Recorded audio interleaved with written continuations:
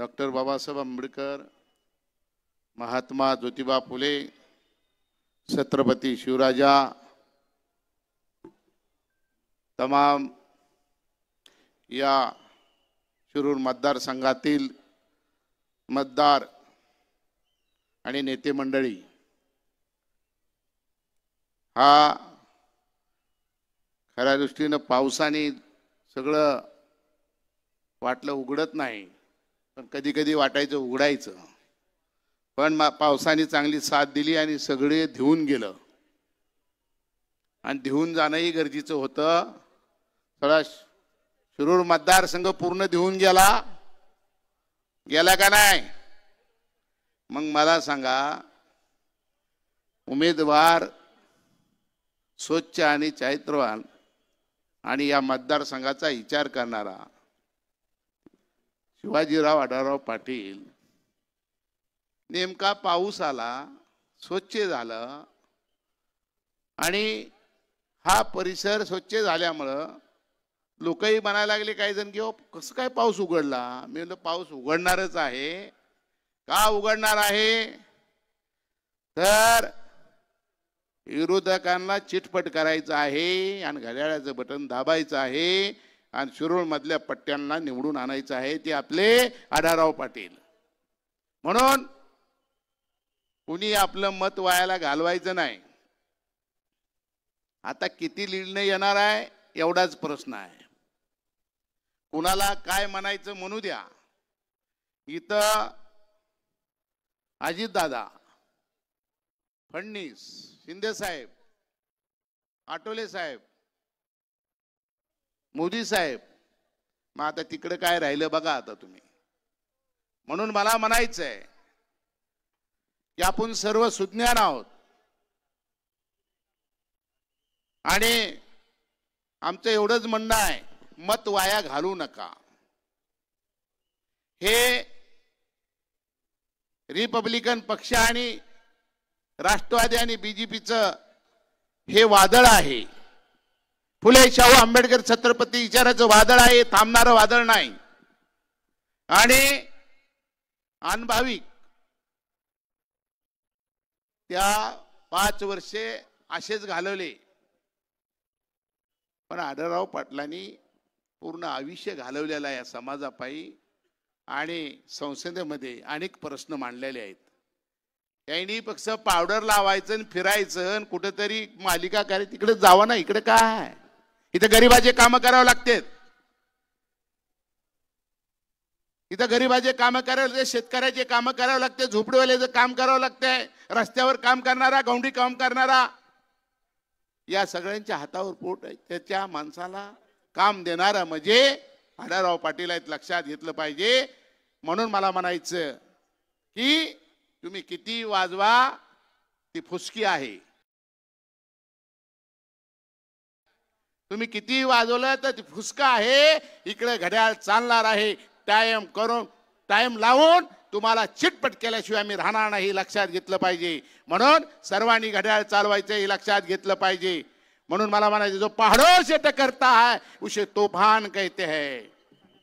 पहाड़ों से जो टकरता है उसे तूफान कहते हैं. अरे गरीबी को जो हटाता है उसको आढळराव पाटील कहते हैं. आढळराव पाटील कहते हैं. अरे आढळराव पाटलासारखं नेतृत्व आणि अनभाविक नेतृत्व ज्या उमेदवार फिरतो मतदारसंघामध्ये त्याला म्हणायचं, अरे हे रोड कुणी बनवला, समाज मंदिर कुणी बनवले, आणि या सगळ्या त्या रोडनी जी जाता ती रोड आढळरावच्या काळात बनलेले आहेत. समाज मंदिर आढळरावच्या काळात बनलेले आहे. बौद्ध विहार आढळरावच्या काळात बनलेले आहेत. बौद्ध वस्त्या आढळरावच्या काळात झालेल्या आहेत चांगल्या. तुमच्या काळात काय झालंय? काय झालं? तुम्हाला सवाल आहे. एक राशन कार्ड काढून दिलं का? एक जातीचा दाखला काढून दिला का? त्याचे नियम माहित आहेत का? हे महत्वाचं आहे. तुम्ही तिकडे शोभा देताय. या समाजाचे तमाम भोजनाचं काम करायचं असेल तर पाटलाशी पर्याय नाही, लक्षात घेतलं पाहिजे. आयऱ्या घऱ्याचं काम नाहीये. म्हणून रिपब्लिकन पक्ष यांच्या संगती आहे, निळं वादळ संगती आहे. ज्या बाजूला निळं वादळ असतं त्या बाजूला सत्ता येते. हा महाराष्ट्राचा इतिहास आहे, लक्षात घेतलं पाहिजे. म्हणून काय करतंय, टाइम बघूनच घराच्या बाहेर यावं लागतंय. विरोधकाला टाइम बघावं लागते, टाइम बघून चालावं लागते, टाइम बघून झोपावं लागते, टाइम बघून तोंड धुवावं लागते. वैतागलं. मी म्हणलं अरे तू हातात घड्याळ नाही गळ्यात घड्याळ घाल आणि सर्वाला सांग घड्याळ घड्याळ घड्याळ घड्याळ आणि दिसलं बटन की दाब बटन. हे केलं पाहिजे, पर्याय नाही. म्हणून मला सांगायचं सर्वांना, बाबांनो बसलेल्या तमाम यांना की मालिका बघायला चांगली वाटते, पण सामाजिक काम करणं मध्ये कठीण असतंय. आर जातीच्या माणसाचं काम करावं लागतं, शेतकऱ्याचं काम करावं लागतं, सर्वांचं काम करावं लागतं. म्हणून मला म्हणायचंय की काही प्राणी जंगलामध्ये चांगले दिसतात, ऊसात चांगले दिसतात, ज्वारीत चांगले दिसतात, तिकडे चांगले दिसतात. आता तुम्हाला कळालं का नाही मला माहित नाही. त्याला घड्याळ लावून तिकडे ऊसामध्ये पाठवा, हे लक्षात घ्या तुम्ही. बस झालं. 5 वर्षे आमच्या मतदारसंघाचा विकास झाला नाही, गोरगरिबाला काम मिळालं नाही, गोरगरिबाला घर मिळालं नाही, रोजगार मिळाला नाही. लक्षात घेतलं पाहिजे. म्हणून त्यांना तिकडच कोले नावाच्या माणसाला तिकडच पाठवा, इथं काम नाही. लक्षात घ्या. म्हणून मला सांगायचं तुम्हाला तमाम, अरे सगळं इकडं आहे, प्रत्येकाला काम मिळते. म्हणून मला सांगायचं सर्वांनी विचार करावा. आणि सगळ्या बसलेल्या आया बहिणींना माझी विनंती आहे, आपला उमेदवार 100% पळतोय, आपण बी 100% घरापर्यंत जावं प्रत्येकाच्या आणि त्यांना समजावून सांगावं की आपल्याला पर्याय नाही या घड्याळाशिवाय. म्हणून आम्ही सगळे RPI वाले सगळे घराघरात सांगतोय. आमचा एकदा RPI वाला सांगितला, जय भीम म्हणला, घड्याळ चालवा म्हणले की पडापडा घड्याळ चालणार, लाखो मतदान पडणार आणि आढळराव निवडून येणार. हे लक्षात घेतलं पाहिजे. एवढंच बोलतो आणि इथं थांबतो. जय भीम, जय महाराष्ट्र.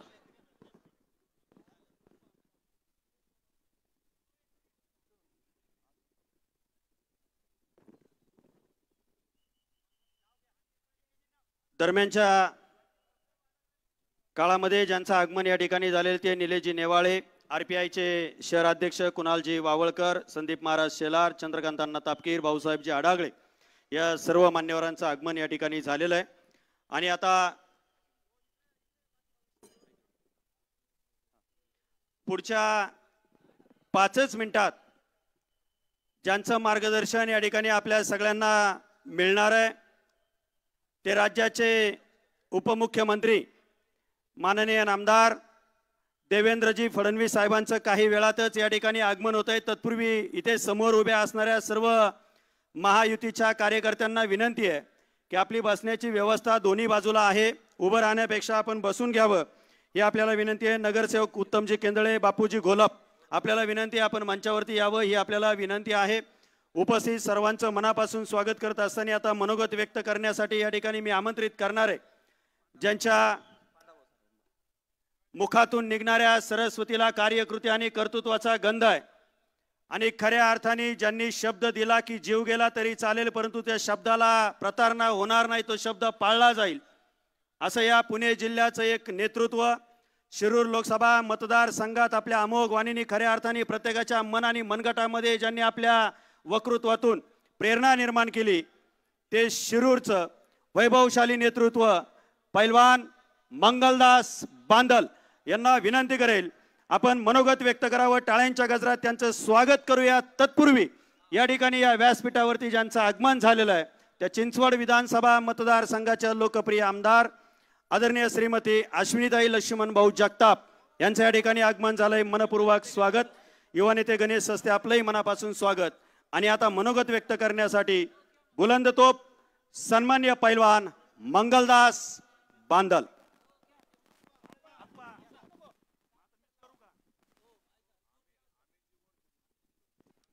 आप्पांच्या अगोदर तत्पूर्वी या ठिकाणी मनोगत व्यक्त करण्यासाठी मी आमंत्रित करेल साहित्यरत्न लोकशाहीर अण्णाभाऊ साठे आर्थिक विकास महामंडळाचे माजी अध्यक्ष आणि भारतीय जनता पार्टीचे महाराष्ट्र राज्याचे माजी सचिव आदरणीय अमितजी गोरके साहेब.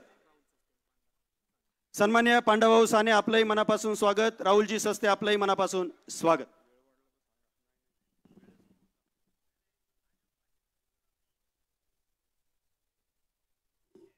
महायुतीचे उमेदवार माननीय आढळराव पाटील यांच्या प्रचारार्थ भोसरी विधानसभा क्षेत्रातील दमदार आमदार माननीय महेशदादा लांडगे यांच्या नेतृत्वाखाली आजची ही सभा खऱ्या अर्थानं होतीये.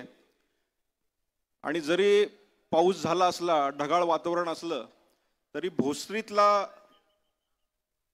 जो कार्यकर्ता आहे तो खऱ्या अर्थानं कितीही वादळ आलं तरी तो शांत नसतो.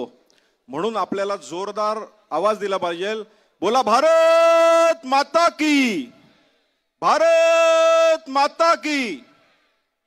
आज खऱ्या अर्थानं या भोसरीमध्ये ही भव्य आणि दिव्य सभा या ठिकाणी होतीये. आणि या सभेला उपस्थित असलेले व्यासपीठावरील सर्वच मान्यवर आणि समोर उपस्थित असलेले माझ्या भगिनी आणि बंधूंनो, खऱ्या अर्थानं ही जी सभा आहे ती सभा माननीय मोदीजींची हॅट्रिक करण्यासाठीची सभा आहे. माननीय आढळराव पाटील यांना निवडून दिलंच पाहिजे म्हणून ही सभा आहे. माझ्या आधीच्या वक्त्यांनी अनेक गोष्टी सांगितल्या, पण माननीय महेशदादा लांडगे आज या ठिकाणी, आमदार अश्विनीताई याही आज व्यासपीठावर उपस्थित आहेत. मी आपल्याला आवर्जून सांगणार आहे, तसं माझं कार्यक्षेत्र पिंपरी विधानसभा आहे, परंतु पिंपरीत काम करत असताना एक किस्सा घडला आणि त्यातनं माननीय मोदीजींनाच का परत एकदा निवडून द्यायचं आणि आपला खासदार कसा असला पाहिजे आणि आपला आमदार कसा असला पाहिजे हे उदाहरण मी तुम्हाला गोष्टीसह सांगणार आहे. सगळ्यांना माहिती आहे की शेजारच्या देशामध्ये युक्रेनला युद्ध चालू होतं आणि त्या युद्धात अनेक तरुण तरुणी तिथे अडकलेले होते. आमच्याच पिंपरी चिंचवडचे काही मुलं त्या ठिकाणी अडकली होत्या, मुली अडकलेल्या होत्या. आणि ज्या वेळेस त्या ठिकाणी आमची शाहूनगरची एक मुलगी तिथे अडकली आणि आम्ही प्रयत्न करत होतो की त्यांना त्या मुलीला तिथनं आणण्यासाठी, त्यासाठी माननीय महेशदादांच्या माध्यमातून, माननीय आमचे श्रीरंगजी बारणे असतील, माननीय जगताप साहेब असतील, यांच्या माध्यमातून आम्ही प्रयत्न केला आणि मोदीजींनी खऱ्या अर्थाने तो प्रयत्न भारतासाठी केला आणि तिथली मुलं बाहेर पडली. कारण का तर 2 दिवसासाठी ते युद्ध खऱ्या अर्थाने थांबवलं गेलं आणि भारतातली मुलं तिथनं बाहेर पडली. आणि ती मुलगी इथं पिंपरी चिंचवड शहरात आल्यानंतर आम्हा सर्वांना भेटली, दादांना भेटली, मला भेटली आणि तिने एक भयंकर किस्सा सांगितला. ती म्हटली की मोदींचं नेतृत्व किती कणखोर आहे आणि किती कठोर आहे आणि किती आशादायी आहे. त्यावेळेस मला कळलं. तिला मी विचारलं, का ग ताई काय झालं? त्यावेळेस तिने सांगितलं की मी त्या युक्रेनमध्ये अडकली होती आणि बंकरमध्ये बसलेली होती, बाहेरून दारू गोळा पडत होता, बॉम्ब गोळे पडत होते आणि बॉम्ब गोळे पडत असताना मला असं वाटत होतं की मी भारतात परत जाणारच नाही. आणि त्या दरम्यान अनेक मुलं मुली माझ्याबरोबर होते, माझ्याबरोबर एक पाकिस्तानची मुलगी सुद्धा होती. आणि त्या दरम्यान एक आशादायी असा निरोप आला, माननीय मोदीजींमुळे भारतीय विद्यार्थी परत भारतात जाणार आहे, म्हणून प्रत्येक भारतीयांनी झेंडा घ्यावा हातात आणि तरुणांनी बाहेर पडावं असा आदेश आला. आणि आम्ही तिरंगा हातात घेतला आणि बाहेर पडायला लागलो. भारतीय म्हणून बाहेर जात होतो. त्याच वेळेस पाकिस्तानची मुलगी मला विचारते, का ग मी पण तिरंगा हातात घेऊ का, मला बाहेर पडता येईल का? आणि काय आश्चर्य, तिने तिरंगा हातात घेतला आणि तिला पण भारतीय म्हणून बाहेर पडता आलं. आणि बाहेर पडल्यानंतर पाकिस्तानची मुलगी तिरंगा उंचवून म्हणाली, भारत माता की जय, आणि मोदीजींना सांगा माझा नमस्कार. लक्षात घ्या मित्रांनो, आपला खासदार, आपला आमदार जर खऱ्या अर्थाने ताकदवर असेल तर आपण अशा पद्धतीने पुढे जाऊ शकतो. आज महेशदादांचं कार्यकर्तृत्व भोसरी मतदारसंघात खूप मोठं आहे. आज छत्रपती शिवाजी महाराजांना संपूर्ण देश मानतो, पण गेल्या 65 वर्षात काँग्रेसला कधीही वाटलं नाही की नेव्हीच्या त्या सिम्बॉलवर आमचे महाराज असावेच. तेच 65 वर्षानंतर मोदीजींनी त्या नेव्हीच्या सिम्बॉलवर छत्रपती शिवाजी महाराजांना आणलं. ही ताकद फक्त आणि फक्त माननीय मोदीजींची आहे. आज युक्रेन सारख्या ठिकाणी युद्ध होतं, युद्धामध्ये अनेक आपल्या प्रॉपर्टीज उद्ध्वस्त केले जातात आणि प्रॉपर्टीज उद्ध्वस्त केल्यानंतर ती प्रॉपर्टी त्या माणसाची राहत नाही. आज आमचा पंतप्रधान कणखर आहे, ताकदवान आहे, म्हणून आपल्या प्रॉपर्ट्या टिकणार आहे आणि म्हणूनच आपल्याला तिसऱ्यांदा माननीय पंतप्रधान मोदींना निवडून द्यायचं आहे. मित्रांनो लक्षात घ्या की आज जर आपल्या उमेदवाराला विचारलं विरोधी पक्षातल्या ह्याच, तो अमिताभ बच्चनचा डायलॉग होता, मेरे पास क्या है, तर आपले विरोधी उमेदवारांना विचारलं ते म्हणतील मेरे पास क्या है, तर ते म्हणतील मेरे पास डायलॉग है, घोडा है और दाढी है. आणि आपल्या आढळरावांना विचारलं की आपके पास क्या है, त्यावेळेस आढळराव म्हणतील की मेरे पास भोसरी का दादा है, मेरे पास बारामती का दादा और मेरे पास मोदी है. आणि म्हणूनच आपल्याला मोदीजींना निवडून द्यायचंय. मित्रांनो लक्षात घ्या, कालच बघा इब्राहिम मुसा नावाचा अतिरेकी शिवसेनेच्या रॅलीमध्ये दिसला आणि शिवसेनेचा प्रचार करत होता. आपल्याला खऱ्या अर्थाने हिंदुत्व टिकवायचं असेल तर आपल्याला खऱ्या अर्थानं माननीय मोदीजींना निवडून दिलंच पाहिजे. आज आपण जर आर्मीचा बँड पाहिला तर त्या आर्मीच्या बँडमध्ये आपल्याला दिसतंय की पूर्वी वेगवेगळी गाणी वाजायची, पण माननीय मोदीजी आल्यानंतर ती गाणी कशी वाजतात तर जयोस तिथे वाजवलं जातं किंवा ए मेरे वतन के वाजवलं जातं. मित्रांनो, मला तुम्हाला एवढंच सांगायचंय की आमचे दादा कणखर आहेत.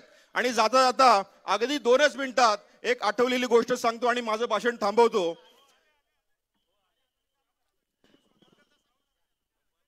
या ठिकाणी माननीय मुख्यमंत्री उपमुख्यमंत्री यांचं आगमन झालेलं आहे. मी जाता आता एवढंच सांगेल की आपल्याला येणाऱ्या 13 तारखेला मतदान करायचंय घड्याळ्यावर आणि पुन्हा एकदा माननीय नरेंद्रजी मोदी यांना निवडून द्यायचंय. धन्यवाद. जय हिंद, जय महाराष्ट्र. धन्यवाद. आणि अगदी 2च मिनिटात या ठिकाणी आता आगमन होत आहे राज्याचे उपमुख्यमंत्री माननीय नामदार देवेंद्रजी फडणवीस साहेब. तत्पूर्वी या ठिकाणी आदरणीय माजी महापौर राहुलदादा जाधव यांना विनंती आपण मनोगत व्यक्त करावं. तत्पूर्वी ज्यांचं आगमन झालंय ते आदरणीय आमदार उमाताई खापरे यांचंही मनापासून स्वागत आहे. उपस्थित सर्व मान्यवर बंधू आणि भगिनी, या ठिकाणी आता ज्यांचं आगमन झालंय ते महाराष्ट्र राज्याचे लोकप्रिय लाडके उपमुख्यमंत्री देवेंद्रजी फडणवीस साहेब.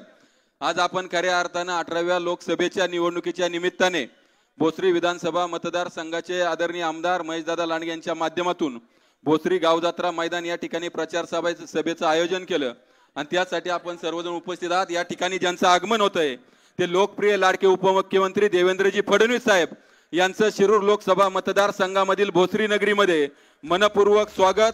साहेबांचं मनपूर्वक स्वागत. एकदा जोरदार टाळ्यांच्या गजरात स्वागत करूया महाराष्ट्राचं लाडकं व्यक्तिमत्व राज्याचे उपमुख्यमंत्री माननीय आमदार देवेंद्रजी फडणवीस साहेब यांच्या समवेत भोसरी विधानसभा मतदारसंघाचे आपल्या सर्वांचे लाडके आमदार महेशदादा लांडगे, आमदार अश्विनीताई जगताप, आमदार उमाताई खापरे.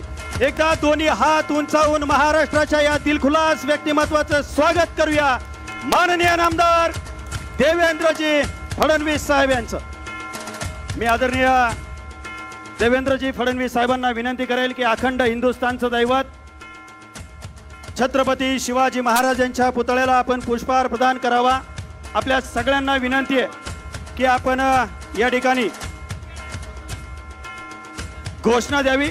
छत्रपती शिवाजी महाराज की, छत्रपती शिवाजी महाराज की, धर्मवीर संभाजी महाराज की. महायुतीचा अब की बार.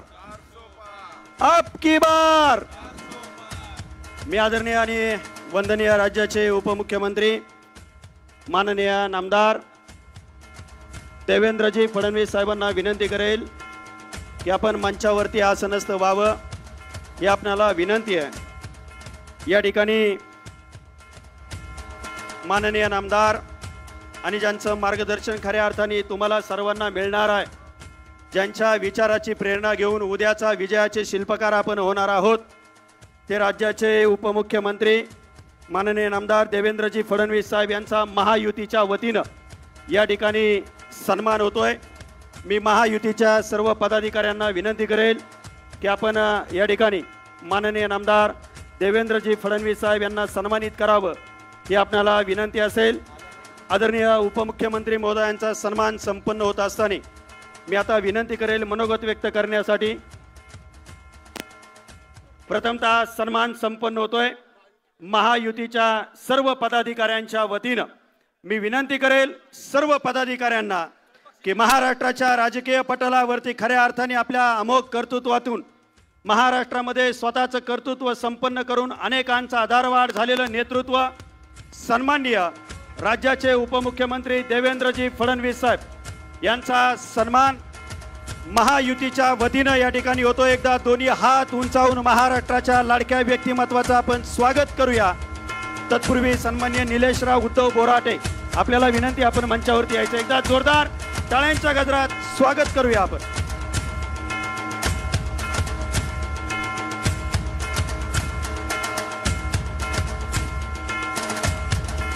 सन्माननीय अपूर्वजी आढळराव पाटील, आपल्याला विनंती आहे सन्मान सोहळ्यासाठी आपण समोर यायचंय.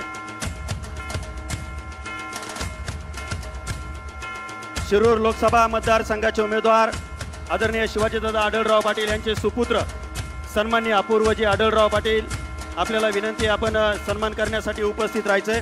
त्याचबरोबर ज्यांचं आगमन इथे झालेलं आहे ते उद्योगपती सन्माननीय संतोषभाऊ बारणे, आपणही उपस्थित आहात. मनापासून स्वागत, आपल्याला विनंती आहे मंचावरती यावं.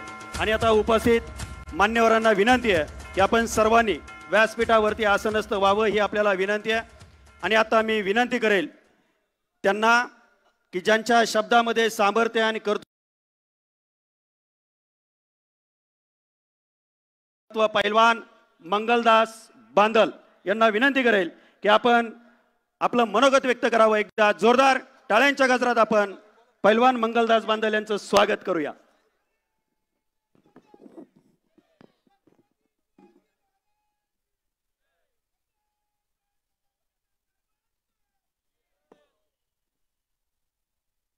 आपणा सर्वांचे लाडके उमेदवार आदरणीय शिवाजीदादांच्या प्रचाराच्या सभेला संबोधित करण्यासाठी आणि आपल्या सर्व मायबापांचं दर्शन घेण्यासाठी उपस्थित असलेले राज्याचे माजी मुख्यमंत्री आणि एक नेता कसा असावा, आपल्या विश्वासावर जे जे उभे राहिलेले आहेत, गेली 2 महिने पायाला पानं बांधून संपूर्ण महाराष्ट्रभर प्रचाराची रणधुमाळी ज्यांनी महाराष्ट्र पेटून उठवला ते आदरणीय देवेंद्रजी उपस्थित आहेत, ज्यांच्या मार्गदर्शनाखाली ही सभा भरती आहे. तुमच्या सर्वांचा लाडका आणि हृदयातला माणूस की कुठलीही गोष्ट असेल तर भोसरीकरांसाठी जीव ओतून आपलं सगळं कुटुंब उभं करून आणि आपल्या सगळ्या सहकाऱ्यांना समानतेची वागणूक देऊन एक जबरदस्त त्या ठिकाणी या जिल्ह्यामध्ये एक नेतृत्व त्या ठिकाणी आदरणीय देवेंद्रजींच्या आशीर्वादाने उभं राहिलंय. ते आपल्या सर्वांचा लाडका दादा. त्याचप्रमाणे आपल्याला लक्ष्मण भाऊंची आठवण त्या ठिकाणी आली पाहिजे. भाऊंच्या नेतृत्वाखाली आणि भाऊंच्या पाऊल खुणावरती पाऊल ठेवून अत्यंत चांगल्या पद्धतीचं काम ज्यांनी पिंपरी चिंचवड मतदारसंघामध्ये उभं केलं ते आदरणीय आपल्या लाडक्या जगताप वहिनी. त्याचप्रमाणे पक्षशिस्त, पक्षात कसं पक्षासाठी किती जगावं, पक्ष म्हणलं की त्या ठिकाणी किती निष्ठा असावी, ते आपल्या लाडक्या आमदार आदरणीय उमाताई. त्याचप्रमाणे अनेक रथी महारथी या उपस्थित आहेत. कारण देवेंद्रजींनी सांगितलंय मला लवकर जायचंय, पटापटा उरका. सगळेच भोसरीतली सगळी मान्यवर मंडळी आहे. मग त्याच्यामध्ये अनेक पक्ष आहेत. आठवले गट आहे, रिपाई आहे, त्याचप्रमाणे रासप आहे. कारण कुणाला राग येता कामा नये. सगळेच जण आपण त्या ठिकाणी शिवाजीदादांना निवडून देण्यासाठी आपण सगळी मंडळी या ठिकाणी आवर्जून उपस्थित आहेत. आज हे खरं तर बघा किती नशीब आहे आपलं. आज पाऊस इतका संपूर्ण जिल्ह्यामध्ये अत्यंत मोठ्या प्रमाणामध्ये पाऊस झालेला आहे. पण दादा मोठा नशीबवान माणूस आहे. सगळ्या जिल्ह्यामध्ये पाऊस होत असताना इथेही पाऊस होऊन गेला. पण देवेंद्रजी येणार आहे, माझा नेता येणार आहे. कदाचित दादा तुम्हाला तुमची देवाला सुद्धा काळजी असावी. सगळा पाऊस उघडला आणि देवेंद्रजी सुखरूप इथं आले. हा एक योगायोग असला पाहिजे.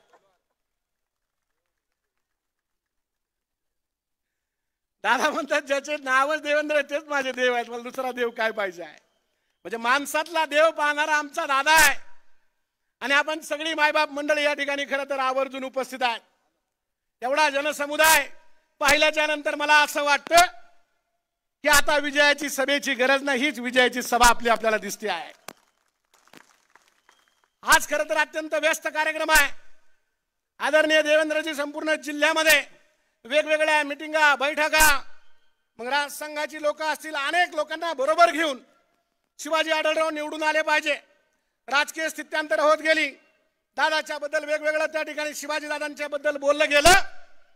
पण बघा श्रद्धा असणारा माणूस आहे. देवेंद्रजींनी सांगितलं आम्ही सांगतो उभं राहायचं. दादा त्या ठिकाणी सर्वांना नमस्कार करायचा आहे. सगळ्यांनी आपण हात वर करून दादाचं अभिनंदन करायचं आहे.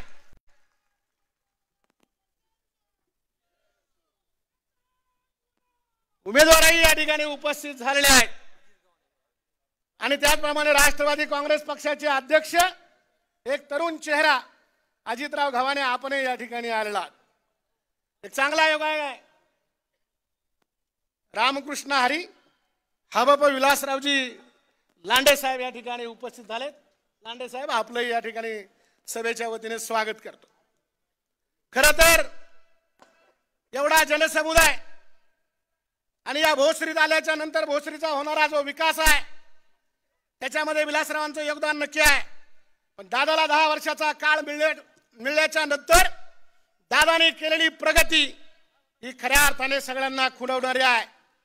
आज आपण सगळ्या साईडने जर गेलो हे स्टेडियम पाहिले किती सुंदर स्टेडियम उभं केलेलं आहे. अशा अनेक गोष्टी आहेत की दादाचं नातं आणि भोसरीकरांचं नातं हे किती अभेद्य आहे.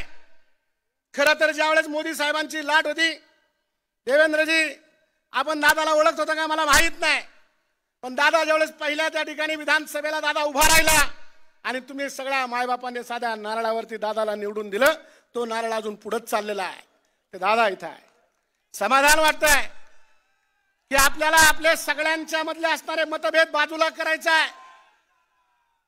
यश अपयश सगळं बाजूला ठेवायचं आहे.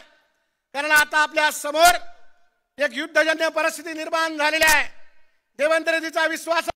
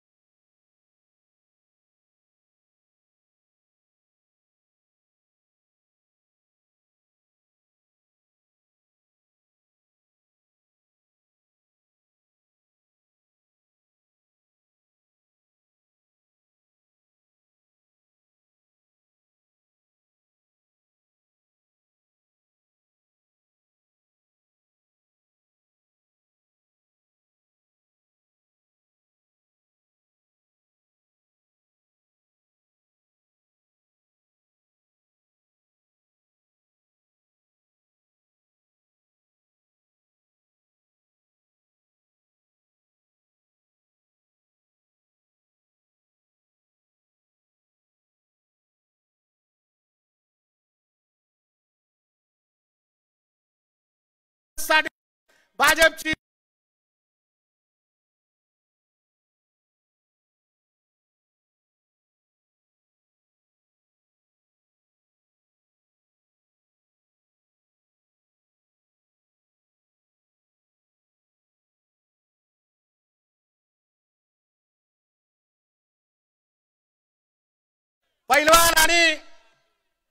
पैलवान आणि संघाचं एक वेगळं नातं आहे. लोक सहज मानतात पैलवानाचा मेंदू गुडघ्यामध्ये असतो. अरे पण 1925 साली साळूबाई मोहित्यांच्या वाड्यामध्ये संघाची स्थापना करणारे डॉक्टर हेडगेवार हे जातीवंत पैलवान होते. या राज्याची निर्मिती करणारे यशवंतराव चव्हाण पैलवान होते. आणि या ठिकाणी राजकीय परिस्थिती वेगळी असताना सुद्धा तुम्ही सगळ्या मायबापाने ज्याच्यावर विश्वास ठेवला तो आमदार दादा सुद्धा आपला पैलवान होता. एक चांगलं त्या ठिकाणी नेतृत्व तुम्ही उभं केलेलं आहे. समोरचा उमेदवार फार लबाड आहे, त्याचं नावच कोल्हे आहे. कोल्हा म्हणलं की लोक म्हणतात लबाड, म्हणजे मी नाही म्हणत, अशी पूर्वजांपासून म्हणतात. किती हुशार माणूस आहे बघा. वेगवेगळ्या पद्धतीने आता सांगतोय. आता त्याला त्या ठिकाणी जातीचं समीकरण मांडायला लागलेलं आहे. आढळराव दादा सारखा 15 वर्ष दूरदृष्टी असणारा माणूस खरं तर दादाला पाडण्याचं पाप मागच्या वेळेस आम्हीच केलं. वाईट वाटतं. पण आम्हाला वाटलं गोरा गोरा गडी आहे, जरा चांगला दिसतोय, जरा चांगलं बोलतोय, पण लईच लबाड निघला बाबा. इतका लबाड निघला तर त्या लबाडीला प्रमाणच राहिलं नाही. आणि म्हणून मित्रांनो आता वेळ आलेली आहे. ही वेळ त्या ठिकाणी भाजपला मत झालं पाहिजे, घड्याळाला मत गेलं पाहिजे, तुमचं मत धनुष्यबाणावर गेलं पाहिजे. आणि म्हणून आढळरावांना आपल्याला 13 तारखेला सगळ्या मायबाप मंडळींनी मी एवढंच विनंती करणार आहे की चांगला माणूस आहे. ते म्हणतात शेवटची निवडणूक. कोण म्हणतात शेवटची निवडणूक? कोल्हेला पाडण्यासाठी शेवटची निवडणूक आहे. ते लढणारच आहे.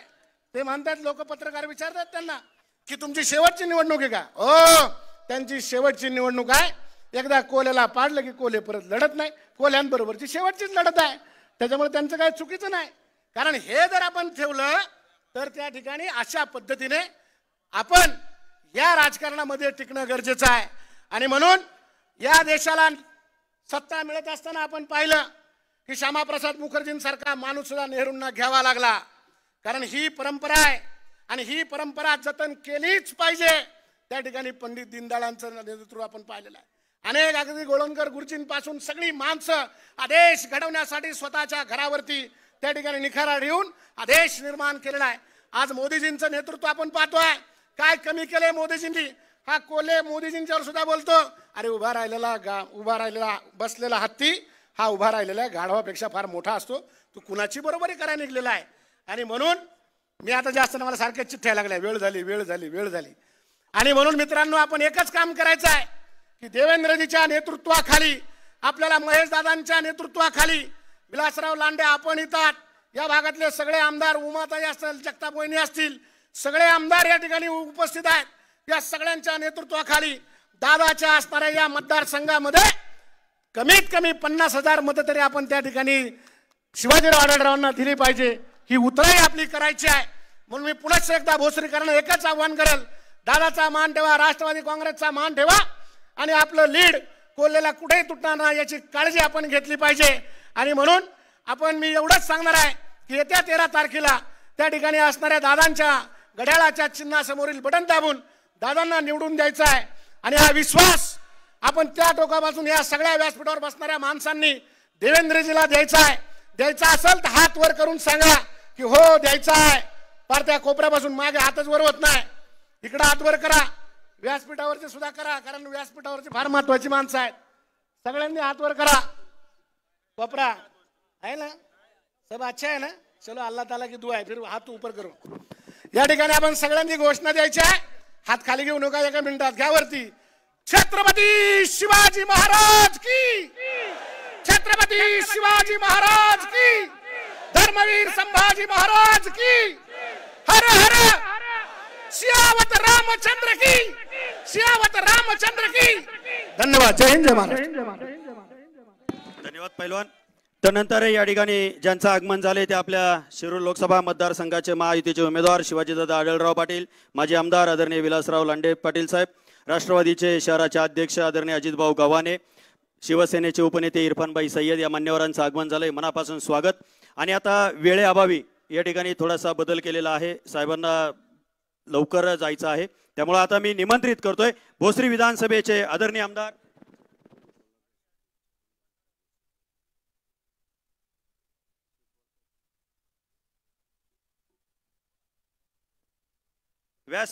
व्यासपीठावर सर्व उपस्थित महायुतीच्या सर्व पदाधिकाऱ्यांच्या वतीनं आदरणीय आमदार महेश दादा लांडगे, एकदा जोरदार टाळ्यांच्या गजरात दादांचं स्वागत करूया.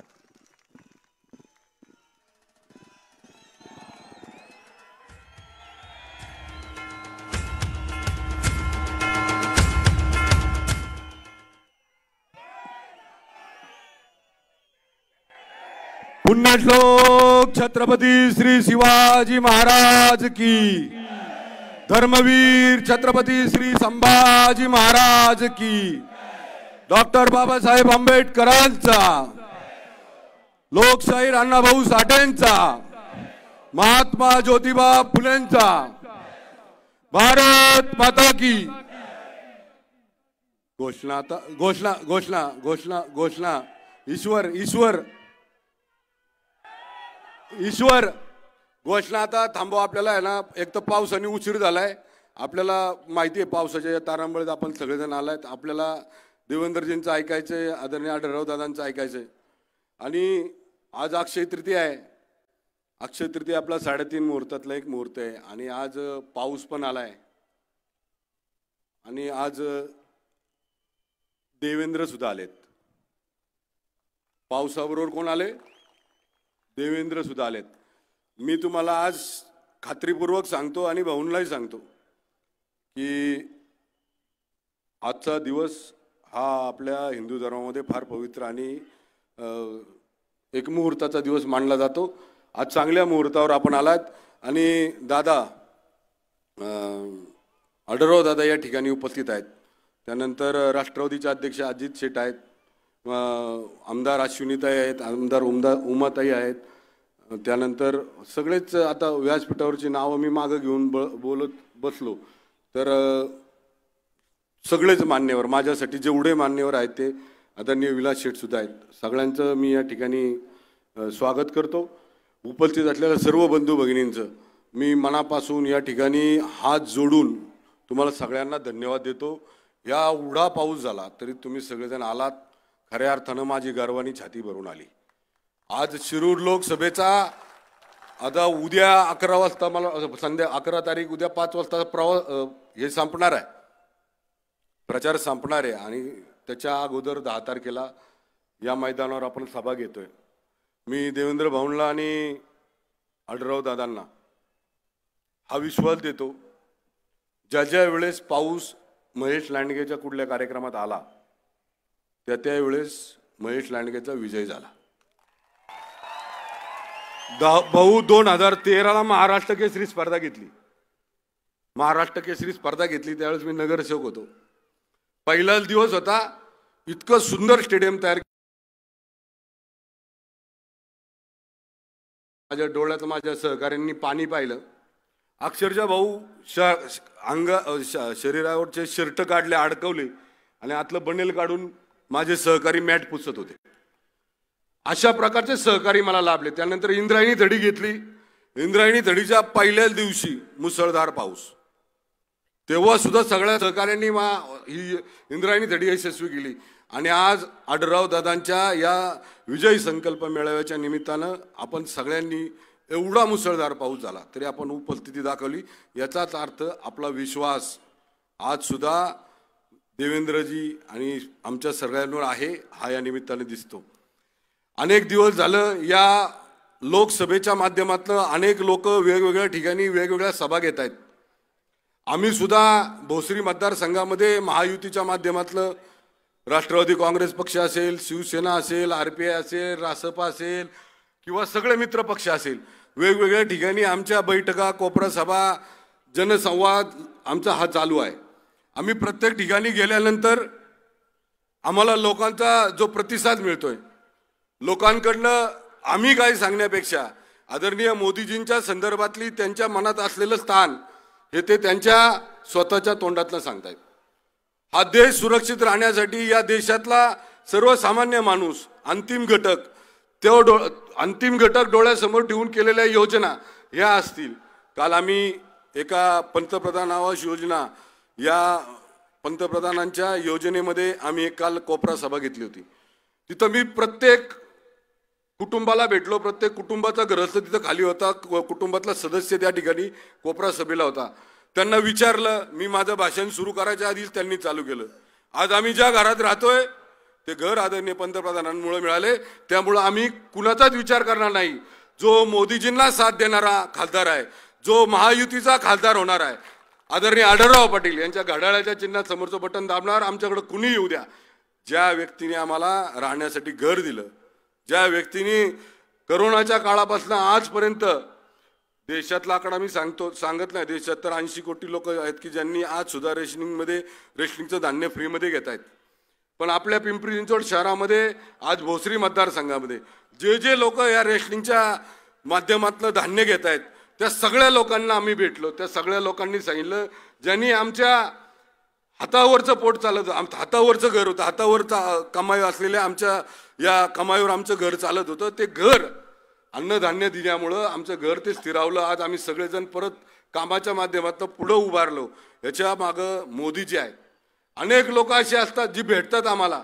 आज वेगवेगळ्या माध्यमातून काही माजी सैनिक आम्हाला भेटत असतात, काही विद्यमान सैनिक आहेत जे तिकडे काम करतायत, सीमेवर आपलं सगळ्यांचं रक्षण करतायत, त्यांच्या काही कुटुंब आपल्या मतदारसंघामध्ये राहतात, ते सुद्धा आम्हाला भेटतायत. ते सुद्धा आवर्जून सांगतायत मागच्या 70 वर्षामध्ये आपल्या देशाला अशा प्रकारचं नेतृत्व, अशा प्रकारचे पंतप्रधान आजपर्यंत भेटले नाहीत. अटलजींनंतर जर या देशाला योग्य दिशा आणि हा भारत देश सुरक्षित ठेवण्याच्या दृष्टीनं काही महत्त्वपूर्ण निर्णय घेतले असतील तर ते निर्णय घेण्याची ताकद फक्त आणि फक्त आदरणीय नरेंद्रजी मोदी या आपल्या पंतप्रधानांमध्ये आहे. म्हणून आम्ही सगळेजण मंडळी ज्याही वेळेस कुठेही सभा घेतली, आढळरावदादांना सांगतो, देवेंद्रजींना सांगतो, आपण ज्या ठिकाणी आम्ही सभा घेतली, ज्या ठिकाणी आम्ही लोकांच्या संपर्कात जनसंवाद घेतला, त्या ठिकाणी आम्हाला विरोधी पक्षाच्या उमेदवारावर बोलायची गरजच पडली नाही. विरोधी पक्षाच्या उमेदवाराबद्दल काही सांगायची गरजच पडली नाही, कारण आमचं महायुतीचं एवढं काम आहे, एवढी मोठी लिस्ट आहे की ती वाचता वाचताच लोकांना वाटायचं आता जो विरोधी पक्ष आहे, जो महाविकास आघाडी आहे, त्याच्याकडं शिल्लक काय आहे.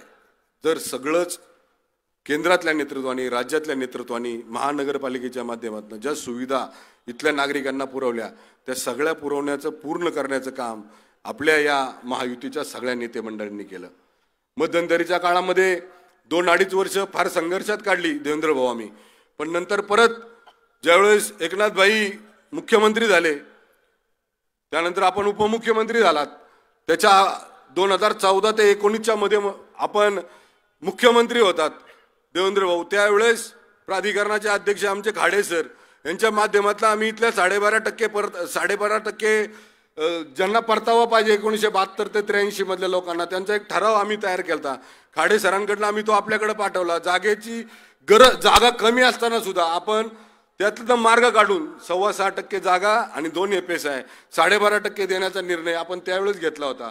आपण परत उपमुख्यमंत्री झालात, एकनाथभाई परत मुख्यमंत्री झाले, तुम्ही परत तो 12.5% परताव्याचा प्रश्न हा मोठ्या धाडसानं इथल्या भूमिपुत्रांसाठी आपण घेतलात.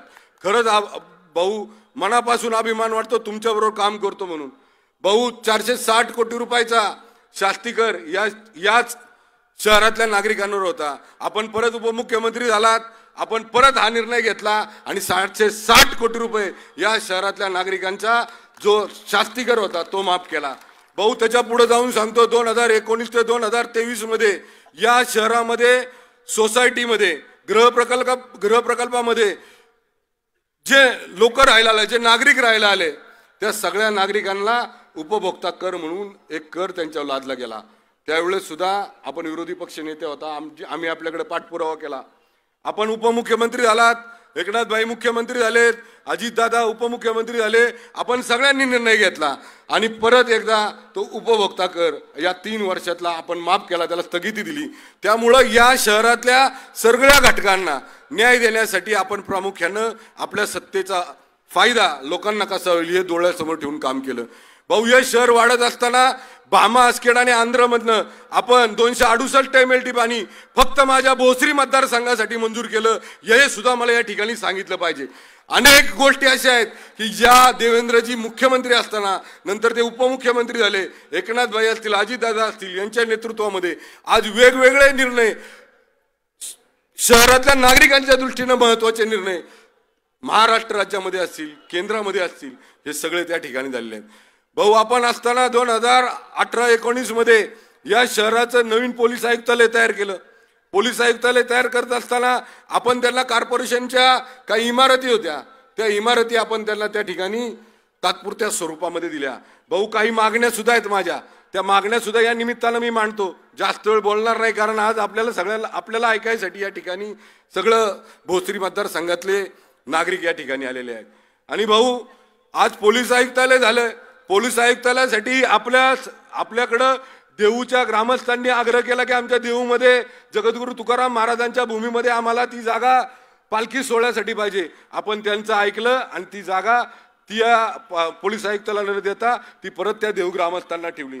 जगद्गुरू तुकाराम महाराजांच्या देऊच्या लोकांचं, ग्रामस्थांचं आपण ऐकलं. भाऊ त्याच्यानंतर तुम्ही ती जागा आम्हाला पिंपरी चिंचवड महापालिकेमध्ये 539 गट नंबरमध्ये आपण 9 एकर जागा दिलेली आहे.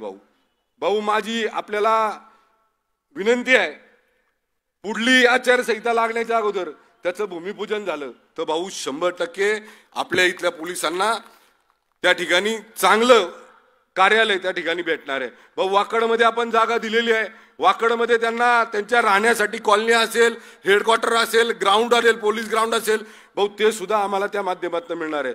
भाऊ या शहरातला नागरिक सुरक्षित राहावा याच्याकरता आपण मुख्यमंत्री असताना, उपमुख्यमंत्री असताना आपण या पोलीस आयुक्तालयाची स्थापना केली. भाऊ त्याच्या माध्यमातून या शहरातल्या आमच्या सगळ्या नागरिकांना आमच्या तक्रारी घेऊन पुण्याला जायची गरज नाही बसत. आम्हाला सगळ्यांना पिंपरी चिंचवडमध्ये आपण ते माध्यम उपलब्ध करून दिलं.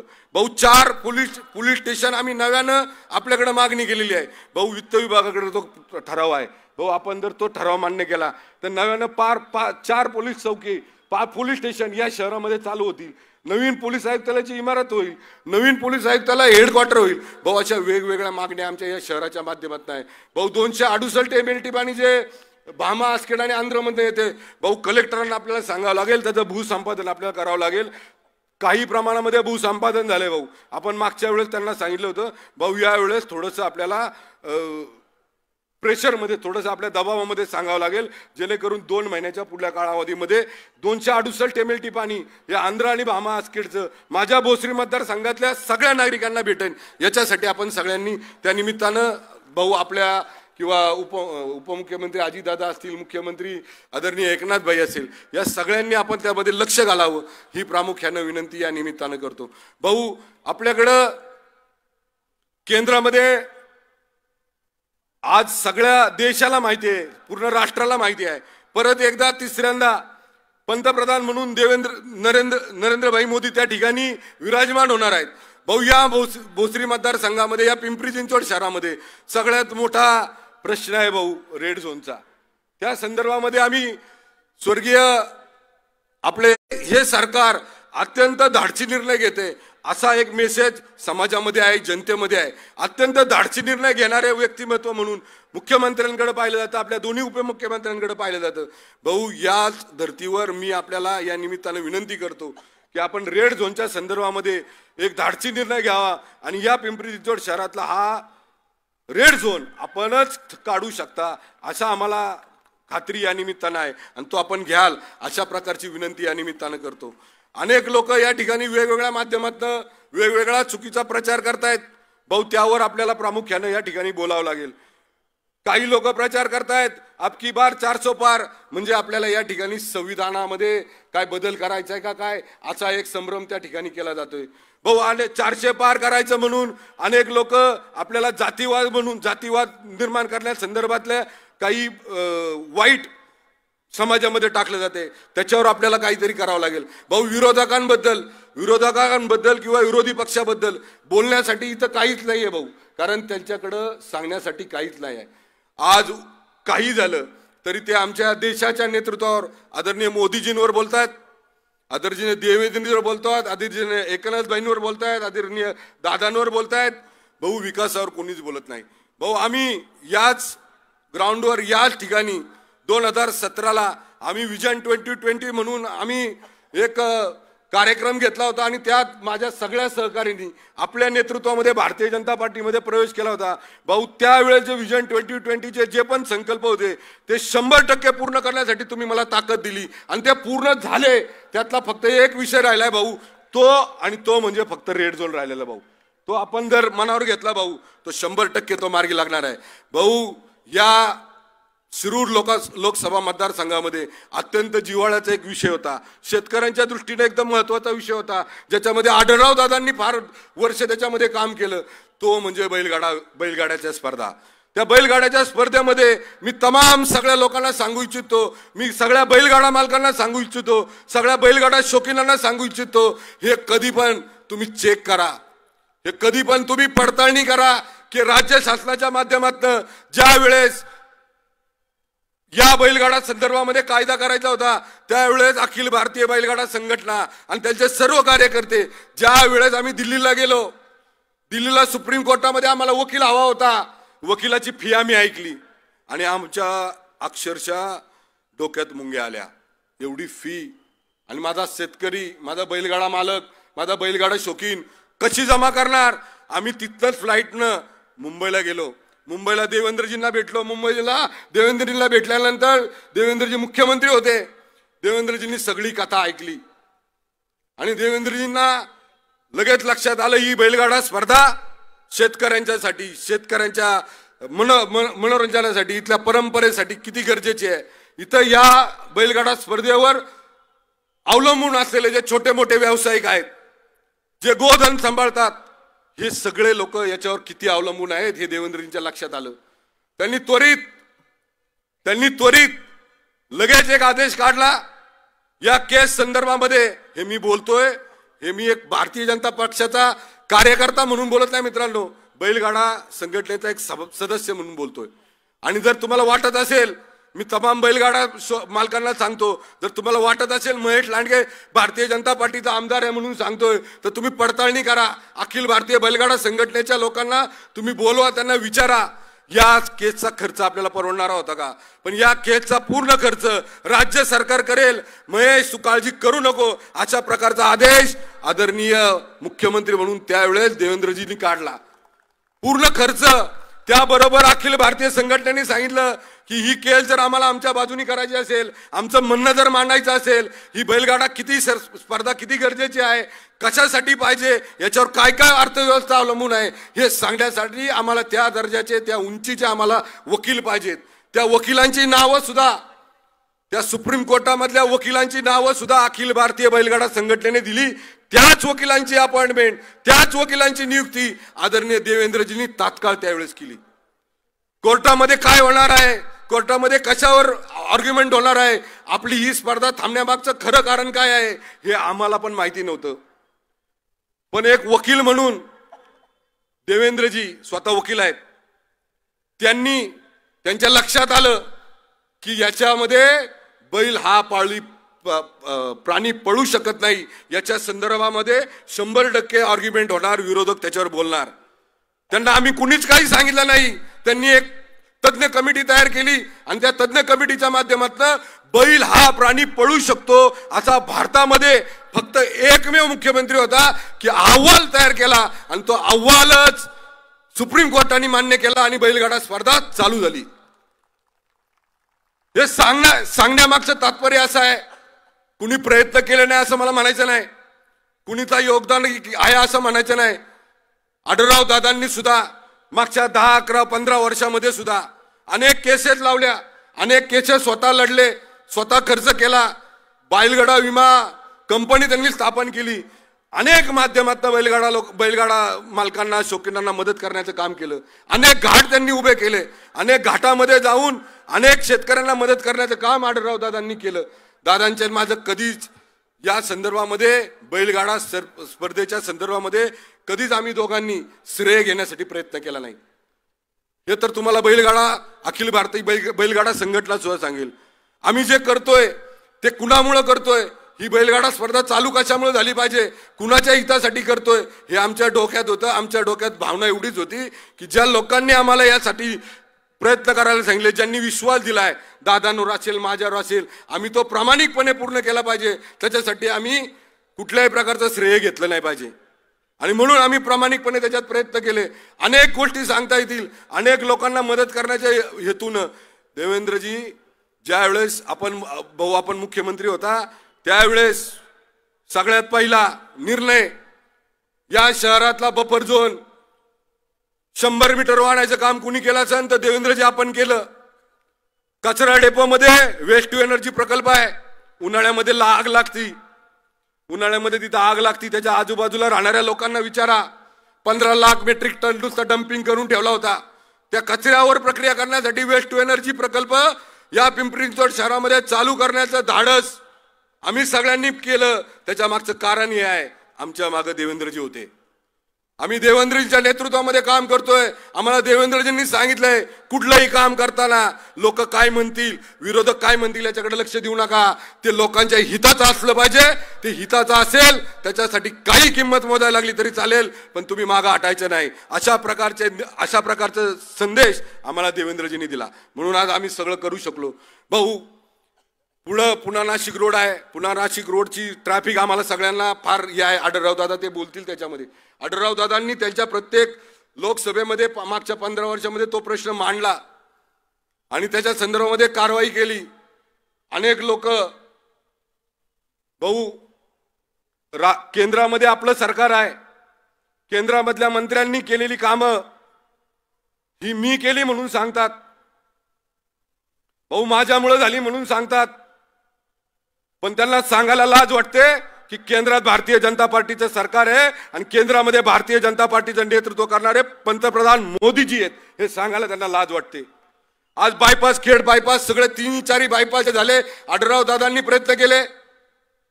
आढळराव दादांनी प्रयत्न, आड्यात असलं तर पावड्यात येईल ना. ज्यांच्या आड्यातच नाही ते पावड्यात कसं येईल? अरे आड आमचा, पौरा आमच्या, त्या पौऱ्यांनी पाणी काढतो, ते पाणी पण आमचं. आमच्या नेतृत्वाने आम्हाला ताकद दिली ते बायपास तयार करण्यासाठी. मला एक सांगा, माझा प्रश्न आहे तुम्हाला सगळ्यांना, माझ्या बांधवांनो, जर इथला खासदार भारतीय जनता पार्टी महायुतीचा झाला तर आपला एक तरी प्रश्न थांबेल का? भारतीय जनता पार्टीमध्ये सगळ्यांना बरोबर घेऊन आज मोदीजी काम करतायत. सगळी कामं पूर्ण करण्याची खात्री आज मी या ठिकाणी भोसरी मतदारसंघातला एक प्रतिनिधी या नात्याने महायुतीच्या माध्यमातून आपल्याला देतो. जास्त वेळ घेत नाही, मला बरंच काय बोलायचं आहे, पण नंतर मी बोलेल, कारण बऱ्याचशा गोष्टी या स्टेजवर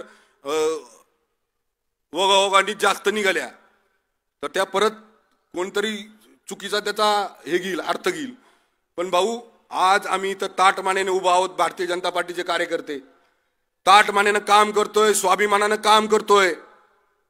भाऊ, मागच्या वेळेस 38-40 हजाराचं लीड होतं भाऊ. यावेळेस आमच्याबरोबर अजितदादा आहेत, राष्ट्रवादी काँग्रेस पक्ष आहे, शिवसेना आहे, RP आहे, रासप आहे, मित्र पक्ष आहे. भाऊ, मी ठामपणाने सांगतो, यावेळेस भोसरी मतदारसंघातनं 1 लाखापेक्षा जास्तचं लीड हे आढळराव दादांना दिल्याशिवाय आम्ही कुणी थांबणार नाही. भाऊ, आज आम्हाला तुमचा आधार आहे भाऊ. भारतीय जनता पार्टीच्या प्रत्येक कार्यकर्त्याला मागच्या 2.5 वर्षामध्ये आपण जो आधार दिला, मोठा भाऊ म्हणून आधार दिला, त्याच आधाराच्या वर आणि त्या विश्वासावर आम्ही या ठिकाणी शब्द देतो, खात्री देतो. जास्त न बोलता या ठिकाणी थांबतो. भाऊ, आपण आलात, आपलं या ठिकाणी धन्यवाद. जय हिंद, जय महाराष्ट्र, भारत माता की जय. धन्यवाद दादा. आणि आता या ठिकाणी मी आमंत्रित करणारे शिरूर लोकसभा मतदारसंघाचे महायुतीचे आपल्या सर्वांचे लाडके उमेदवार आदरणीय शिवाजीदादा आढळराव पाटील साहेब. एकदा जोरदार टाळ्यांच्या गजरात दादांचं स्वागत करूया. 18व्या लोकसभेच्या निवडणुकीच्या प्रचाराच्या निमित्तानं आपल्याला मार्गदर्शन करण्यासाठी आवर्जून उपस्थित असलेले आपल्या सगळ्यांचे नेते, महाराष्ट्र राज्याचे उपमुख्यमंत्री आदरणीय देवेंद्रजी फडणवीस साहेब, या विभागाचे लोकप्रिय कार्यसम्राट, दमदार आमदार पैलवान महेशदादा लांडगे,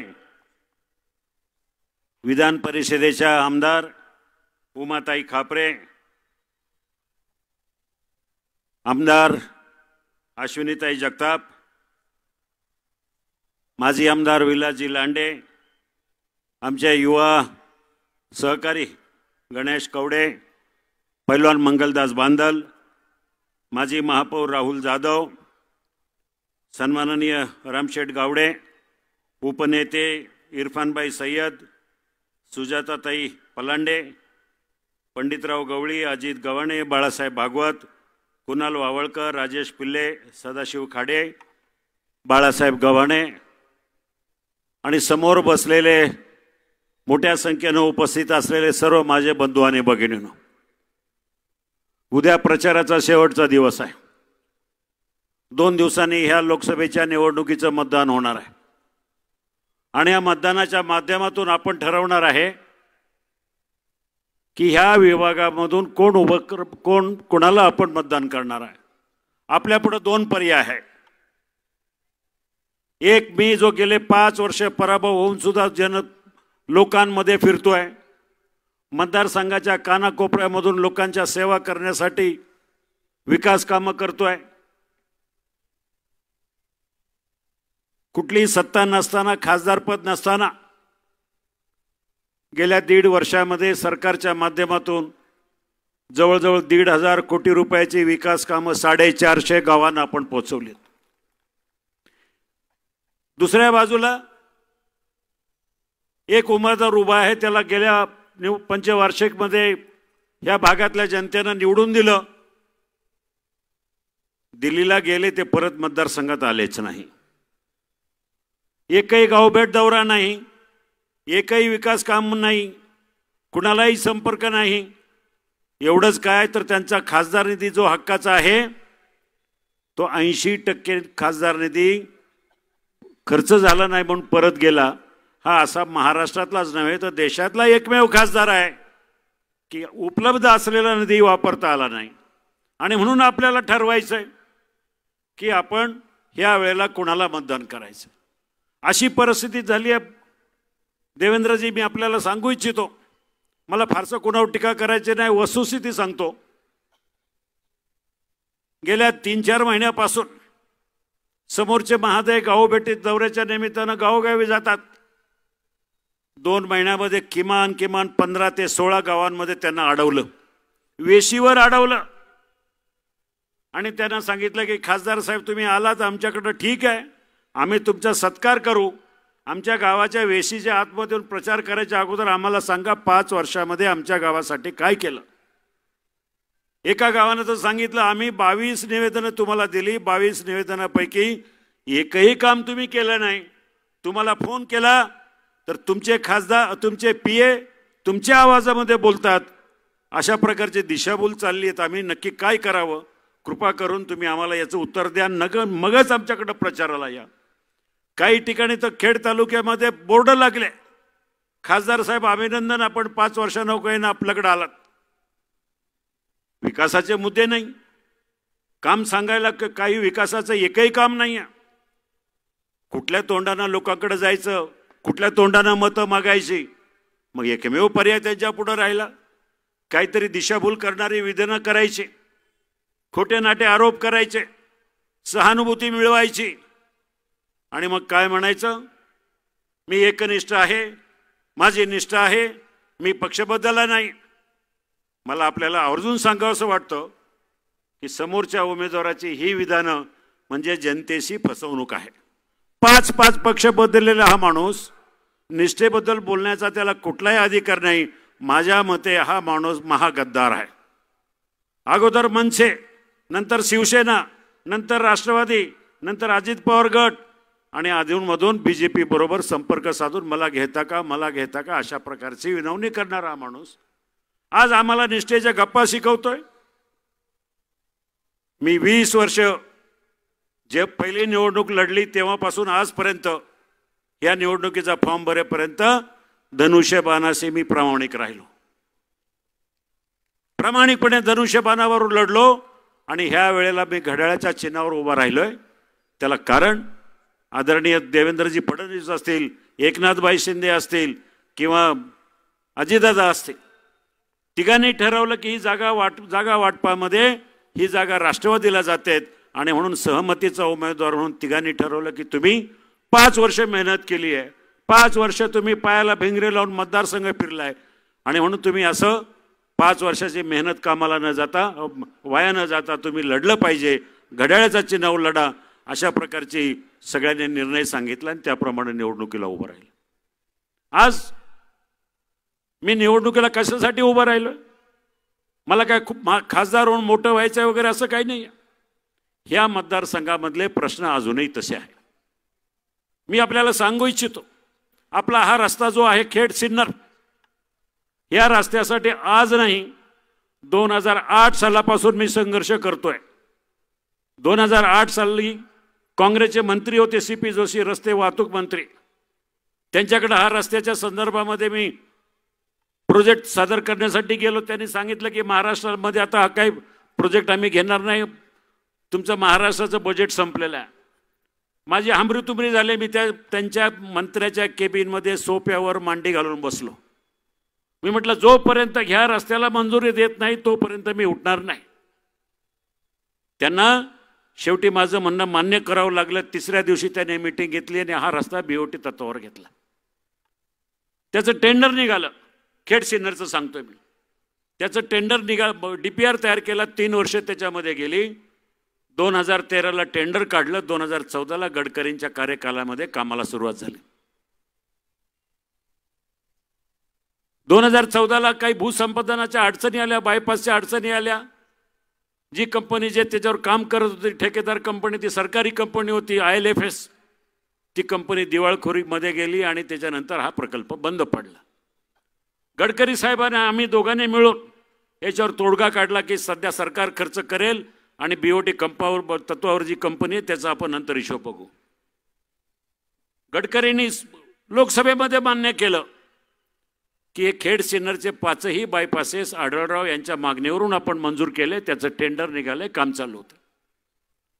पण ह्या बाबाला आपलं काही 2-3 बायपासेस त्यांच्या कार्यकाळामध्ये मंजूर झाले म्हणून म्हणाले मीच केले. रेल्वे सारखा प्रकल्प Pune Nashik semi high speed railway, माझा प्रयत्न 2005 सालापासून आहे. पहिली निवडणूक माझी 2004ची होती. 2005ला मी पहिल्यांदा प्रयत्न केला, सर्वे करायला लावलं, प्रोजेक्ट निगेटिव्ह आला, त्याचा रिपोर्ट निगेटिव्ह आला.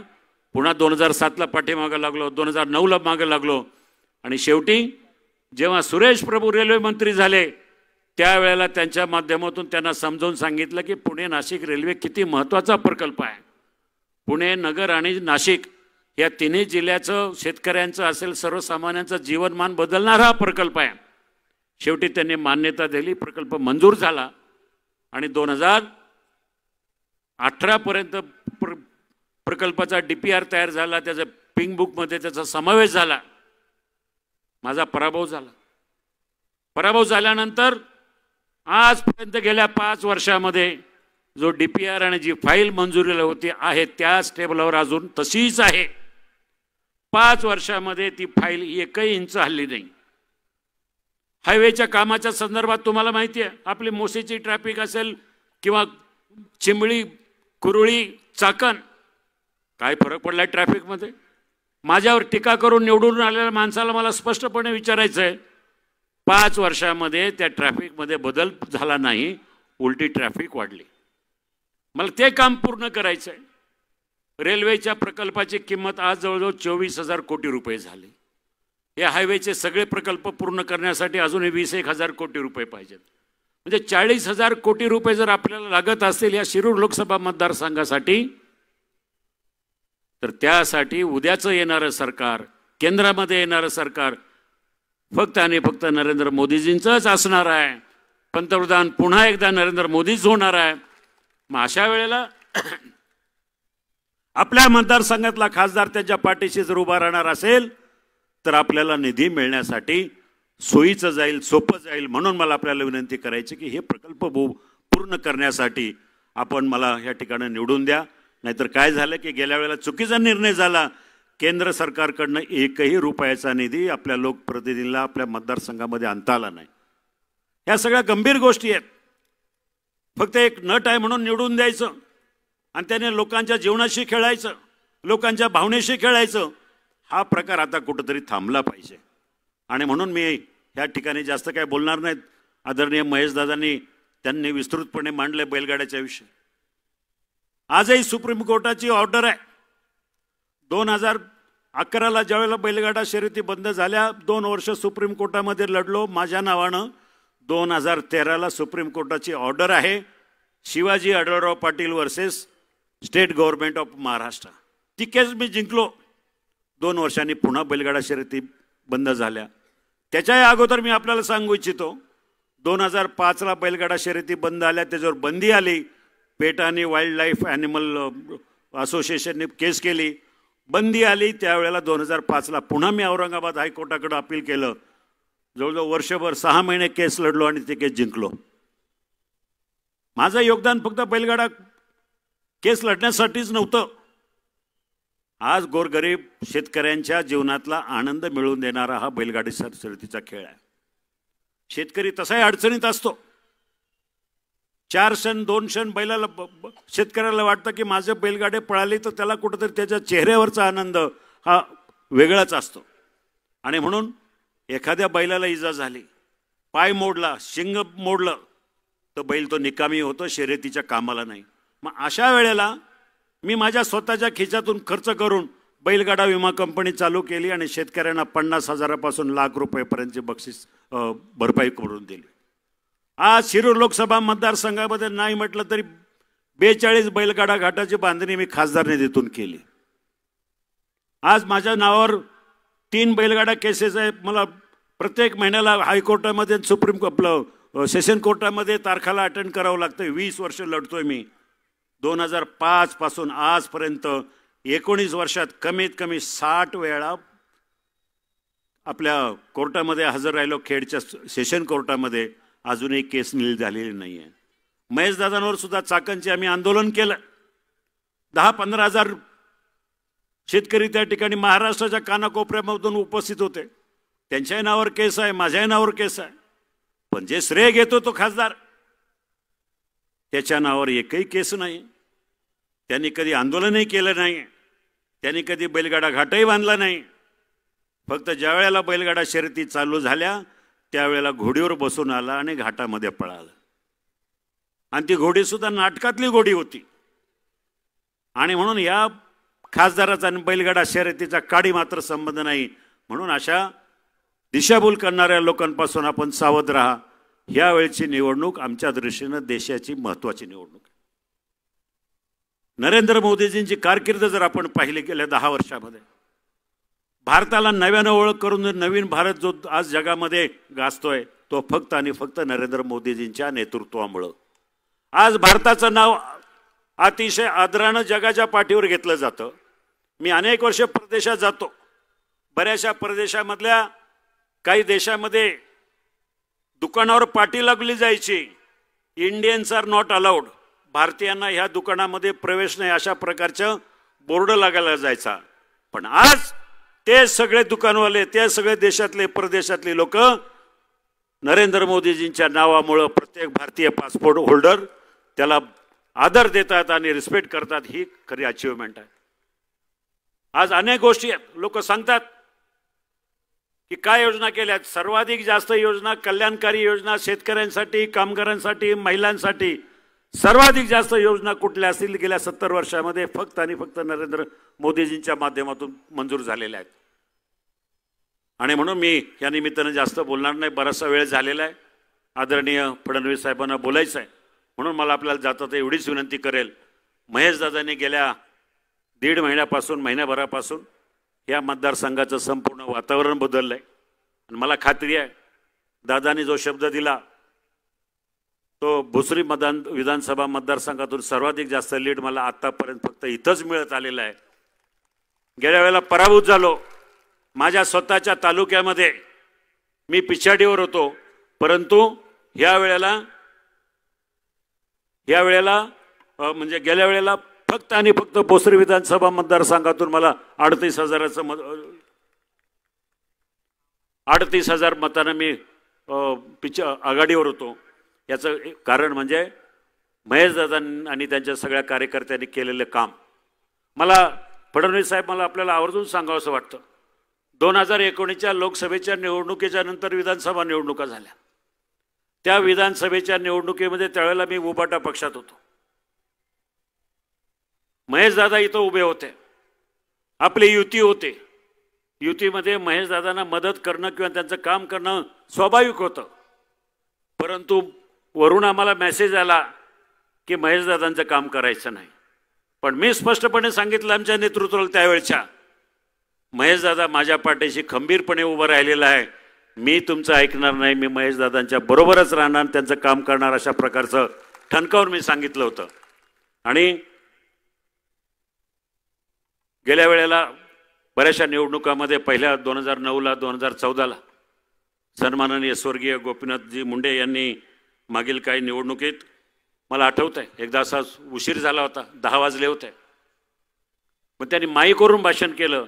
एकदा तर असेच माईक बंद करून भाषण केलं. पण त्यांचा सुद्धा आधार, त्यांचा सुद्धा आशीर्वाद आणि ह्या मतदारसंघामध्ये त्यांच्यामुळं मला ह्यापूर्वीसुद्धा लीड मिळालं आहे. म्हणून मला आपल्याला विनंती करायची की येणाऱ्या 13 तारखेला कुठल्याही भूलथापाला बळी न पडता फक्त आणि फक्त माझं चिन्ह आहे घड्याळ. घड्याळाला मत म्हणजे मोदीजींना मत, घड्याळाला मत म्हणजे विकासाला मत. एवढंच या ठिकाणी सांगतो आणि आपली रजा घेतो. धन्यवाद. जय हिंद, जय महाराष्ट्र. धन्यवाद. आणि आता या ठिकाणी मी आमंत्रित करतोय या राज्याचे लोकप्रिय नेते, राज्याचे उपमुख्यमंत्री माननीय नामदार देवेंद्रजी फडणवीस साहेब. एकदा दोन्ही हात उंचावून जोरदार टाळ्यांच्या गजरात या महाराष्ट्राच्या दिलखुलास व्यक्तिमत्वाचं स्वागत करूया. माननीय नामदार देवेंद्रजी फडणवीस साहेब.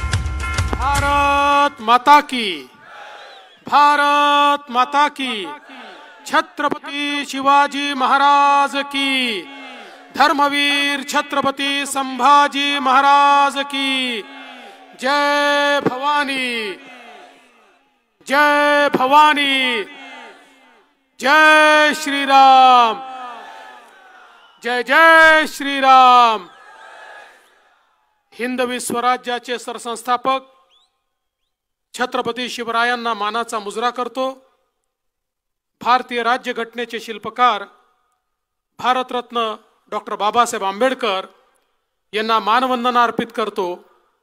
भैरवनाथ महाराज, वागेश्वर महाराज, नागेश्वर महाराज यांना अभिवादन करतो. महात्मा ज्योतिबा फुले, क्रांतिज्योती सावित्रीबाई फुले, क्रांतीवीर उमाजी नाईक, शिवराम हरी राजगुरू या सर्व महान लोकांना या ठिकाणी वंदन करतो.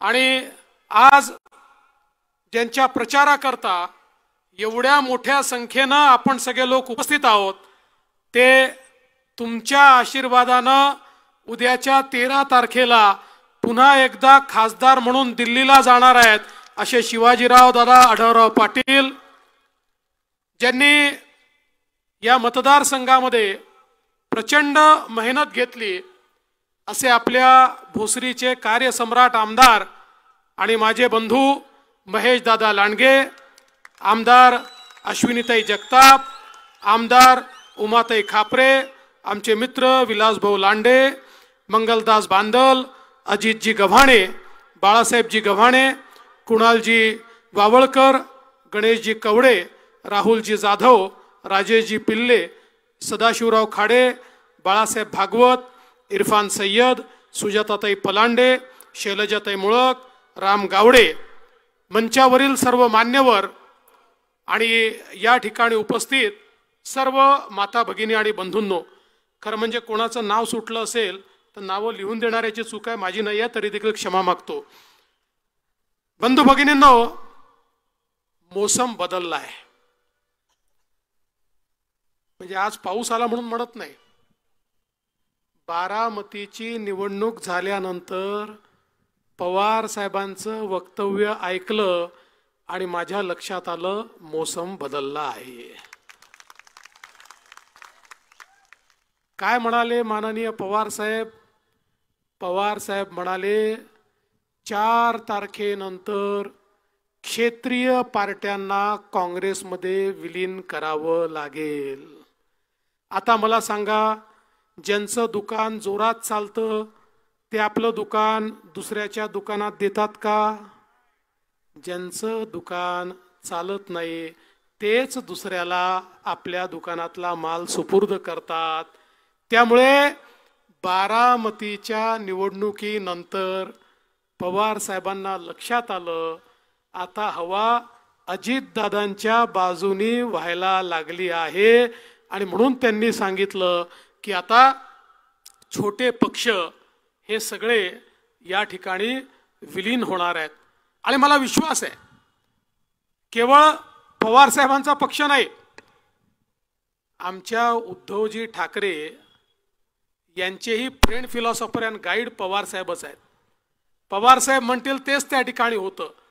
त्यामुळे पवार साहेबांचा पक्ष आणि उद्धवजींचा पक्ष पवार साहेब 4 तारखेनंतर काँग्रेसमध्ये घेऊन चालले आहेत.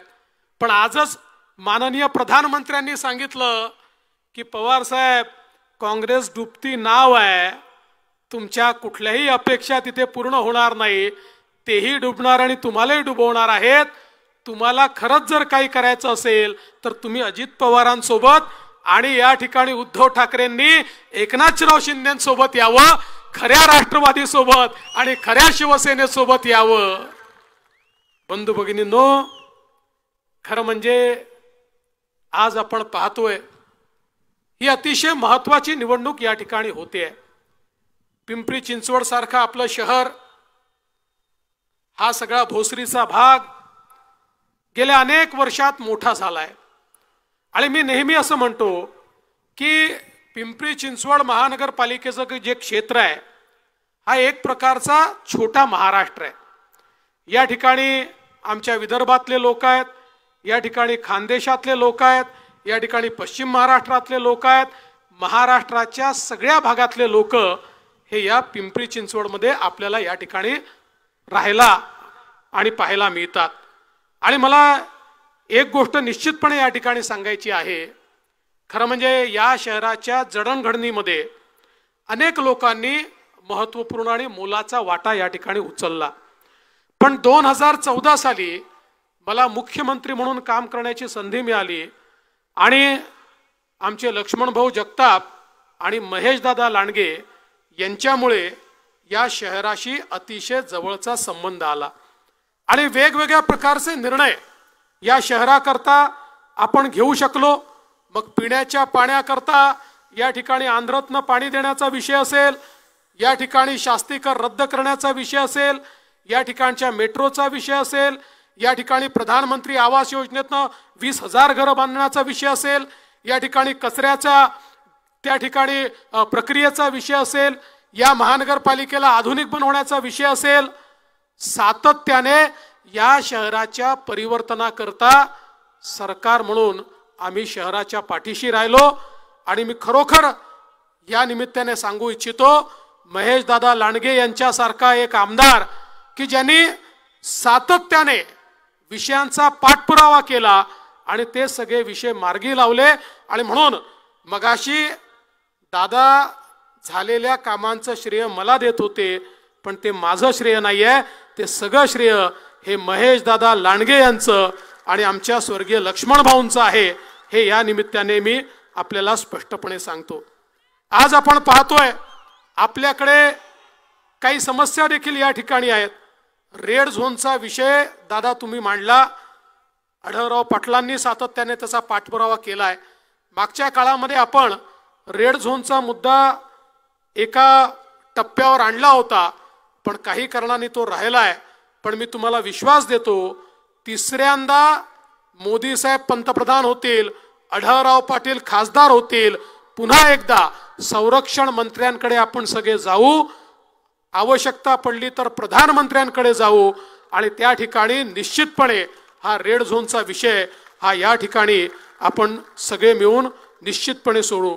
खरं म्हणजे एवढंच नाहीये, आज हा सगळा जो भाग आहे, बाजूला देहू आहे, या ठिकाणी अत्यंत महत्वाचा सगळा भाग आहे आणि इंद्रायणी सारखी नदी आपल्याकडे वाहते, पण अतिशय प्रदूषित झाली आहे.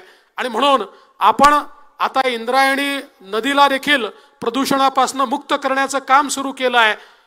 इकडे पुण्यामध्ये मुळा मुठा असो, इकडे इंद्रायणी असो, नदी सुधार कार्यक्रम हातामध्ये घेतलाय. शेवटी पर्यावरण जर चांगलं राहिलं तर निश्चितपणे मोठ्या प्रमाणात आपल्याला काम करता येतं आणि लोकांचं आरोग्य देखील राखता येतं. ते काम देखील या ठिकाणी सुरू केलं.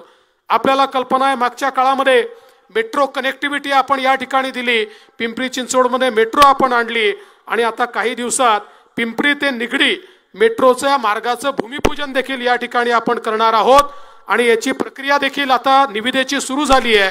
आणि याचा जो मार्ग आहे, हिंजवडी, वाकड, पिंपळे सौदागर, भोसरी, चाकण, अशा प्रकारे संपूर्ण भाग हा आपण या ठिकाणी जोडणार आहोत. आणि त्यासोबत आपल्याला माहिती आहे, पिंपरी चिंचवडची आणि पुण्याची मेट्रो जोडून पुण्याचा पिंपरी चिंचवडचा आणि त्यासोबत हा जो काही PMRDAचा भाग आहे, याचा एक इंटिग्रेटेड प्लॅन हा आपण तयार केलेला आहे की ज्या प्लॅनच्या माध्यमातून या शहरातला ट्रॅफिक हा कमी करता येईल आणि लोकांना आवागमन करण्याकरता मोठ्या प्रमाणात आपल्याला मदत करता येईल आणि त्या दृष्टीने देखील आपलं काम चाललंय. आज खरं म्हणजे आपण पाहतो की इकडनं वेगवेगळ्या शहरांना आज पुणे, पिंपरी चिंचवड या भागातनं रस्ते जातात. नगरकडे असेल, सोलापूरकडे असेल, वेगवेगळ्या आपल्या शहरांना जी काही कनेक्टिव्हिटी आहे, या पुणे आणि पिंपरी चिंचवडच्या भागामध्ये शहरातनं बाहेर निघणं कठीण आहे. आणि बाहेर निघाल्यानंतर तर अशी अवस्था होते की त्या ठिकाणी 30-40 किलोमीटर जायला 2-2, 2.5 तास लागतात. आज खरं म्हणजे एक प्रकारचं औद्योगिक क्लस्टर हे आपल्या पुणे जिल्ह्यामध्ये आहे, पण आपल्या MIDC मध्ये पोचायला देखील इतका त्रास आहे की अलीकडच्या काळात उद्योजक येतात तर ते म्हणतात बाकी सगळं तुमच्याकडे चांगलं आहे, पण या ट्रॅफिकचं काहीतरी करा. मध्यंतरीच्या काळामध्ये शिंदे साहेब, अजितदादा, मी, आम्ही गडकरी साहेबांसोबत बसलो आणि त्या ठिकाणी या सगळ्या रस्त्यांना डिकंजेस्ट करण्याकरता दोन मजली, 3 मजली अशा प्रकारच्या रस्त्यांचं आम्ही प्लॅनिंग केलंय की ज्याच्यामध्ये खाली पण रस्ता राहील, त्याच्यावरही रस्ता राहील आणि त्याच्यावरून आपल्याला मेट्रो नेता येईल अशा प्रकारचे 3-3 मजली रस्ते तयार करून या ठिकाणी आपण हा सगळा भाग डिकंजेस्ट करणार आहोत आणि त्याचाही DPR हा तयार झाला आणि आम्ही देखील राज्य सरकारच्या वतीनं सांगितलं की याकरता आवश्यक तो सगळा निधी हा आम्ही राज्य सरकारच्या माध्यमातून या ठिकाणी निश्चितपणे देणार आहे. त्यामुळे एक आधुनिक शहर हे तयार करण्याचा आपला प्रयत्न आहे.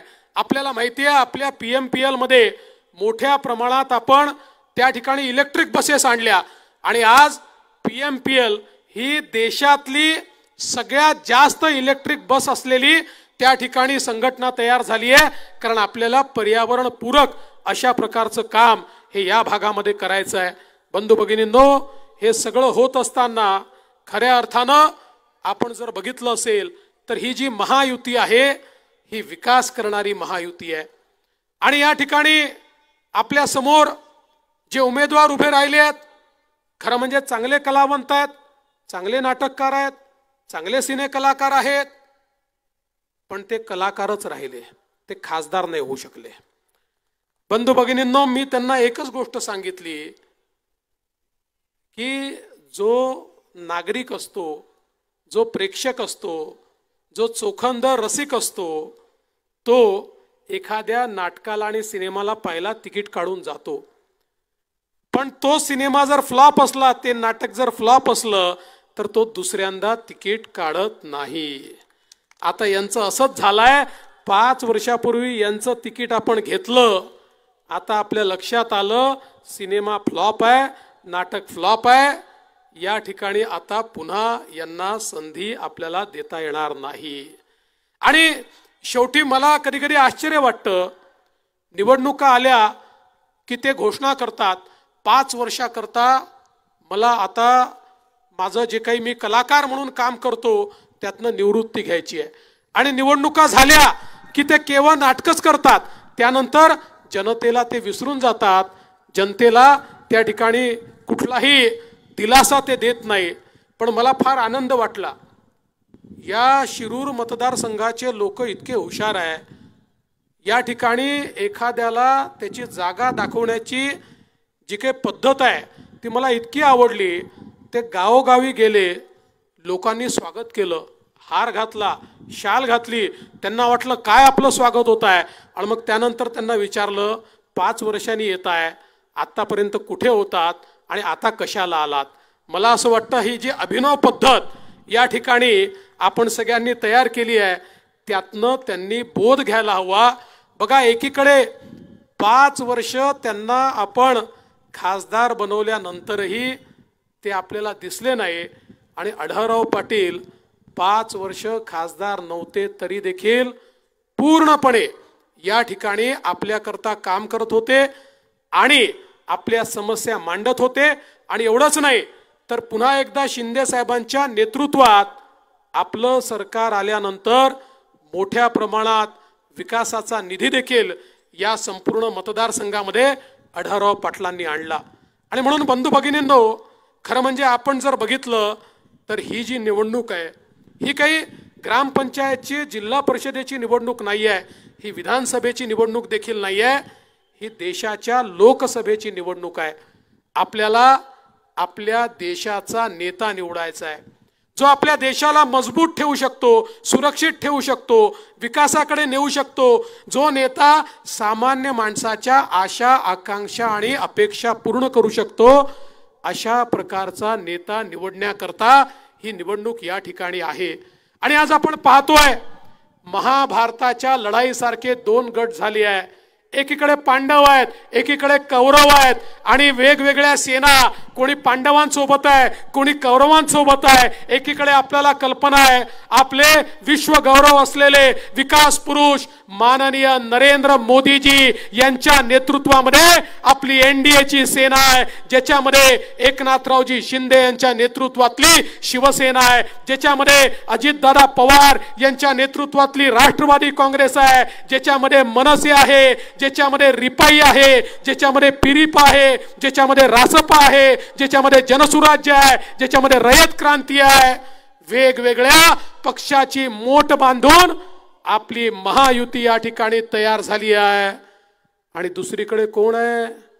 दुसरीकडे राहुल गांधी आहेत आणि राहुल गांधींच्या नेतृत्वात 24 पक्ष एकत्रित आले आहेत. पण 24 पक्ष जरी एकत्रित आले तरी ते नेता नाही ठरवू शकत आहेत. ते म्हणतात राहुल गांधी नेता असतील पण पंतप्रधान पदाचे उमेदवार आम्ही यांना समजत नाही. त्यांची अवस्था अशी आहे, आमच्याकडे ठरलाय उद्याला मोदीजी निवडून येणार, आपली महायुती निवडून येणार आणि देशाचे प्रधानमंत्री मोदीजी होणार, कोणाच्या मनात शंका नाही आहे. पण त्यांची अवस्था काय आहे? त्यांना विचारलं की तुमचा पंतप्रधान पदाचा उमेदवार कोण आहे, ते सांगूच शकत नाही. त्यांच्याकडे उमेदवारच नाही. मग त्यांना विचारलं सांगा कोण आहे, तर ते सकाळी 9 वाजता एक भोंगा येतो ना टीव्हीवर, तो भोंगा म्हणाला आमच्याकडे खूप उमेदवार आहे, आम्ही 5 वर्षात 5 पंतप्रधान बनवू. मी म्हटलं फारच चांगलं आहे. मग माझ्या मनात आलं की यांना 5 वर्षात 5 पंतप्रधान बनवायचे असतील तर पहिला कसा निवडतील. मग माझ्या लक्षात आलं आपण लहानपणी संगीत खुर्ची खेळायचो तशी एक खुर्चीमध्ये ठेवतील, हे सगळे नेते त्याच्या भोवती रिंगण घालतील आणि मग संगीत बंद झाल्याबरोबर जो पहिला खुर्चीवर बसला तो पहिला पंतप्रधान, पुढच्या वर्षी जो दुसरा बसला तो दुसरा पंतप्रधान. अशा प्रकारे 5 वर्षात 5 पंतप्रधान हे बनवतील. अरे यांना सांगा ही फॅक्टरी नाही आहे, तुमचा उद्योग नाही आहे, तुमचं घर नाही आहे, तुमचा घराणा नाही आहे, तुमचा परिवार नाही आहे. या देशाची निवडणूक आहे, या देशाचा नेता निवडायचा आहे. 140 कोटी लोकांना जो न्याय देऊ शकेल असा नेता निवडायचा आहे. बंधू भगिनींनो, यांच्याकडे नेताही नाही, यांच्याकडे नीतीही नाही, यांच्याकडे नियतही नाही आहे आणि म्हणून या देशामध्ये मोदीजींना पर्याय देखील नाही आहे. अरे मोदीजींच्या नेतृत्वामध्ये आपली महायुती एक मजबूत ट्रेन सारखी आहे, ज्या ट्रेनचं इंजिन हे स्वतः मोदीजी आहेत. वेगवेगळ्या पक्षांचे डबे या ट्रेनला लागले आहेत आणि आपल्या विकासाच्या गाडीमध्ये दीन दलित गोर गरीब आदिवासी शेतकरी शेतमजूर महिला अल्पसंख्याक भटके विमुक्त ओबीसी सगळ्यांना बसण्याची जागा आहे. सगळ्यांना बसवून सबका साथ सबका विकास म्हणत आपली विकासाची ट्रेन पुढे जाते. पण तिकडे अवस्था काय आहे? तिकडे डब्बे नाहीच आहे, सगळे इंजिनच आहे. प्रत्येक जण म्हणतो मी इंजिन आहे, राहुल गांधी म्हणतो मी इंजिन आहे, पवार साहेब म्हणतात मी इंजिन आहे, उद्धव ठाकरे म्हणतात मी इंजिन आहे, मुलायम सिंगाचा पोरगा म्हणतो मी इंजिन आहे, लालूचा येत नाही, जोडी नाही येत. माझंच भाषण मलाच. त्या ठिकाणी लालूंचा पोरगा म्हणतो मी इंजिन आहे, ममता बॅनर्जी म्हणते मी इंजिन आहे आणि त्या ठिकाणी स्टॅलिन म्हणतो मी इंजिन आहे. पण माझा सवाल आहे, सगळेच जर इंजिन आहेत तर इंजिन मध्ये बसायला जागा किती लोकांना असते? ड्रायव्हर शिवाय कोणी इंजिन मध्ये बसू शकत नाही. तसं मनसेचं इंजिन नाही, मनसेचं आपल्या सोबत आहे, पण यांच्या इंजिन मध्ये कोणाला बसायला जागा नाही आहे. राहुल गांधींच्या इंजिन मध्ये फक्त सोनियाजी आणि प्रियंकाजी बसू शकतात. उद्धव ठाकरेजींच्या इंजिन मध्ये फक्त आदित्य ठाकरेंना जागा आहे आणि माननीय पवार साहेबांच्या इंजिन मध्ये फक्त सुप्रिया ताईंकरता जागा आहे, तुमच्या करता जागा नाही आहे. पण ज्या क्षणी आढळराव पाटलांच्या घड्याळाचं बटन तुम्ही दाबाल त्या क्षणी शिरूर मतदारसंघाची बोगी तुम्हाला सगळ्यांना घेऊन मोदीजींच्या इंजिनला लागेल आणि मग या मतदारसंघाला विकासापासून कोणीच वंचित ठेवू शकणार नाही. बंधू भगिनींनो, ज्या प्रकारे बैलगाडा वेगानं धावतो तशाच वेगानं आपल्याला विकासाकडे धावायचं आहे. आणि खऱ्या अर्थानं बैलगाडा शर्यतीच्या संदर्भात या ठिकाणी सांगितलं, खरं आहे महेश दादा असतील किंवा शिवाजीराव आढळराव असतील, यांनी जी मेहनत केली आहे ती माझ्या डोळ्यांनी पाहिली आहे. अरे महेश दादा तर बैलगाडी घेऊन थेट विधान भवनामध्ये आले आणि त्या ठिकाणी कायदा करून घेतला. त्यामुळे बंधू भगिनींनो, या निमित्ताने मी तुम्हाला एवढंच सांगतो, आज आपण बघा गेल्या 10 वर्षामध्ये मोदीजींनी या देशामध्ये चमत्कार केला. जगातले अर्थशास्त्री विचारतायत हे कसं शक्य झालं. 10 वर्षामध्ये 25 कोटी लोक गरिबी रेषेच्या वर आले. 10 वर्षामध्ये 20 कोटी लोकांना स्वतःचं राहायचं पक्क घर मिळालं, जे झोपडीत राहत होते. 10 वर्षामध्ये 50 कोटी लोकांच्या घरी गॅस आला. 10 वर्षामध्ये 55 कोटी लोकांच्या घरी शौचालय तयार झालं. 10 वर्षामध्ये 60 कोटी लोक ज्यांच्या घरी स्वातंत्र्याच्या 70 वर्षानंतर आया बहिणींना हंडा घेऊन त्या ठिकाणी विहिरीवर, नळावर, नदीवर जावं लागायचं, त्या 60 कोटी लोकांच्या घरी पिण्याच्या पाण्याचा नळ आला आणि नळाचं पाणी मिळालं. आणि 80 कोटी लोक अशी आहेत 2020 सालापासून मोदीजी त्यांच्या 2 वेळच्या जेवणाची चिंता करतात आणि त्यांना मोफत रेशन देतात. आणि पुढचे 5 वर्ष हे मोफत रेशन मोदीजी त्यांना देणार आहेत. जवळजवळ 64-65 कोटी आमचे तरुण असे आहेत की ज्यांना 10 लाखापर्यंतचं मुद्राचं लोन मोदीजींनी दिलं. पूर्वीच्या काळामध्ये कोणी बँकेत गेलं तर मॅनेजर विचारायचा, तुमच्याकडे तारण ठेवायला जमीन आहे का, तुमच्याकडे त्या ठिकाणी एखादा सरकारी बाबू तुमचा नातेवाईक आहे का, त्याची गॅरंटी असेल तरच तुम्हाला लोन मिळेल. मोदीजींनी सांगितलं या सगळ्यांची गॅरंटी मी घेतो आणि 64-65 कोटी लोकांना 10 लाखापर्यंतचं लोन बिना तारण आणि बिना गॅरंटरचं मिळालं. आणि आता 20 लाखापर्यंतचं लोन हे मोदीजी विना तारण आणि विना गॅरंटरचं घेणार आहेत. आणि बंधू भगिनींनो, यामध्ये 60% महिलांना लोन मिळालेलं आहे. या देशामध्ये महिलांना आपल्या पायावर उभे करणारे मोदीजी आहेत. देशात 80 लाख बचत गट मोदीजींनी तयार केली. 8 लाख कोटी रुपये त्याला दिले. त्यातनं 10 कोटी महिलांना रोजगार देऊन आपल्या पायावर उभं केलं. आता त्यातल्या 3 कोटी महिलांना मोदीजी लखपती बनवतायत. आणि मोदीजींनी सांगितलंय येत्या काळामध्ये 10 कोटी महिलांना लखपती मोदीजी बनवणार आहेत. देशामध्ये पहिल्यांदा महिलांचा विचार करणारे प्रधानमंत्री म्हणून मोदीजींकडे पाहिलं जात आहे. आज तर आमच्या मंचावर कमी महिला दिसत आहेत, पण 2026 नंतर हे चालणार नाहीये. 50% मंच महिलांना रिकामा करून द्यायचा आहे. कारण 2026 नंतर विधानसभेत 33% महिला आणि लोकसभेतही 33% खासदार महिला जाणार आहेत. कारण मोदीजी सांगतात की जोपर्यंत महिलांना देशाच्या मुख्य धारेमध्ये आम्ही आणणार नाही, आमचा देश विकसित होऊ शकत नाही. आज आपण पाहू शकतो समाजातल्या प्रत्येक घटकाला मोदीजींनी मदत केली. वयोश्री सारखी योजना आहे ज्यातनं आमच्या वयस्कर लोकांना कानातलं यंत्र असेल, कवळी असेल, काडी असेल, कमोड असेल, सगळ्या गोष्टी त्या ठिकाणी दिल्या. 70 वर्षाच्या वरच्या सगळ्या लोकांना सगळ्या प्रकारचे उपचार त्या ठिकाणी मोफत. 55 कोटी लोकांना 5 लाखापर्यंतचे उपचार मोफत. दिव्यांगांना देखील त्या ठिकाणी अशा प्रकारचे कृत्रिम पाय जे केवळ फ्रान्स आणि जर्मनीत तयार व्हायचे ते आपल्या देशात तयार केले. कालपर्यंत जे चालू शकत नव्हते आज मोटरसायकलची किक मारतायत आणि मोटरसायकल चालवतायत. बंधू भगिनींनो, आमच्या 12 बलुतेदारांचा विचार, आमच्या पारंपरिक व्यावसायिकांचा विचार या देशात कुठल्याच प्रधानमंत्र्यांनी केला नव्हता. गावगाड्यामध्ये इतके वर्ष ज्यांनी अर्थकारण केलं अशा प्रकारचे आमचे लोक, मोदीजींनी त्यांच्या करता 14,000 कोटी रुपयाची विश्वकर्मा सारखी योजना आणली. आमचे केस कापणारे, आमचे लोहार, आमचे सुतार, त्या ठिकाणी वेगवेगळे पारंपरिक व्यवसाय करणारे, या सगळ्यांकरता योजना आणली आणि या योजनेच्या अंतर्गत त्यांचा व्यवसाय आधुनिक करता आला पाहिजे, त्यांच्या पुढच्या पिढीला तो देता आला पाहिजे, त्यात आधुनिक यंत्र घेता आले पाहिजे, त्यांना वित्तीय सहाय्य मिळालं पाहिजे, त्यांना नवीन प्रशिक्षण मिळालं पाहिजे आणि त्यांचा धंदा लोकल नाही तर ग्लोबल झाला पाहिजे. अशा प्रकारची योजना मोदीजींनी या ठिकाणी तयार केली. अनुसूचित जातीच्या आमच्या तरुणांना स्टँडअपच्या माध्यमातून उद्योजक बनवलं.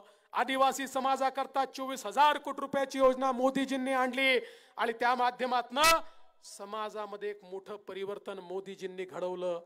बंधू भगिनींनो, आठवा तो कोविडचा काळ, ज्या काळामध्ये आपल्या नातेवाईकांकडे जायची चोरी होती, मौत मिट्टीला लोक जात नव्हते, प्रत्येकाच्या मनामध्ये चिंता होती, माझ्या परिवारातले लोक वाचतील का, आम्ही पुढचा दिवस पाहू का, पुढे कसं होईल, सगळ्यांच्या नजरेसमोर अंधकार होता. आणि त्या काळामध्ये जगाच्या पाठीवरचे एक्सपर्ट म्हणायचे भारतामध्ये 40-50 कोटी लोक तरी मरतील, त्यांना कोणीच वाचवू शकत नाही. जगाच्या पाठीवर केवळ 4 देशांनी कोविडची लस तयार केली होती. त्यांना वाटत होतं भारत भीक मागत आमच्याकडे येईल, पण मोदीजींना माहिती होतं त्या देशांना भीक मागितली तरी ते पहिले स्वतःच्या नागरिकांना लस देतील, मग माझ्या नागरिकांना लस देतील आणि माझ्या नागरिकांना एवढे दिवस मरण्याच्या वाटेवर मी ठेवू शकत नाही. आणि म्हणून मोदीजींनी देशातले शास्त्रज्ञ एकत्रित केले, त्यांना रिसोर्सेस दिले, त्यांना रॉ मटेरियल दिलं. अनेक रॉ मटेरियल असं होतं जे भारतात उपलब्ध नव्हतं.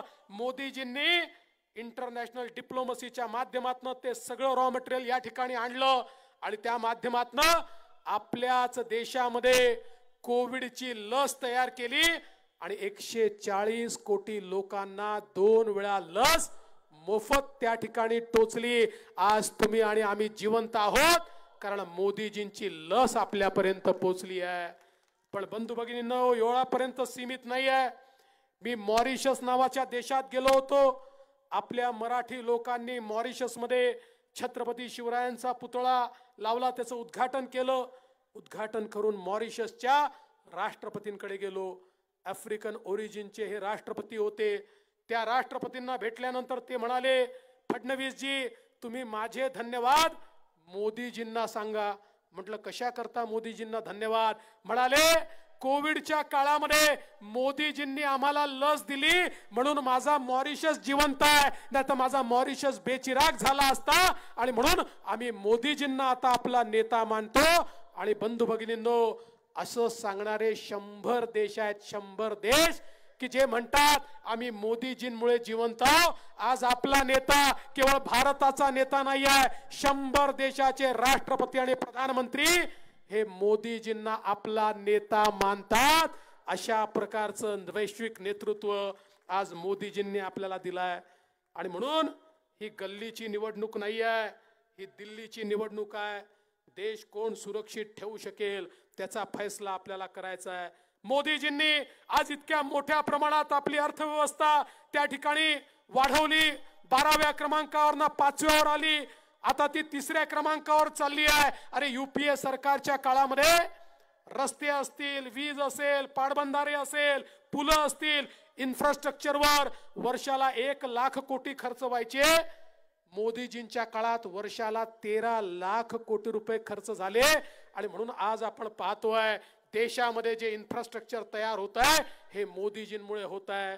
मी तर तुम्हाला विनंती करतो, आठवा तो काळ, ज्या काळामध्ये मुंबईमध्ये बॉम्बस्फोट व्हायचे, पुण्याला बॉम्बस्फोट व्हायचे, बंगलोरला बॉम्बस्फोट व्हायचे, वाराणसीला बॉम्बस्फोट व्हायचे.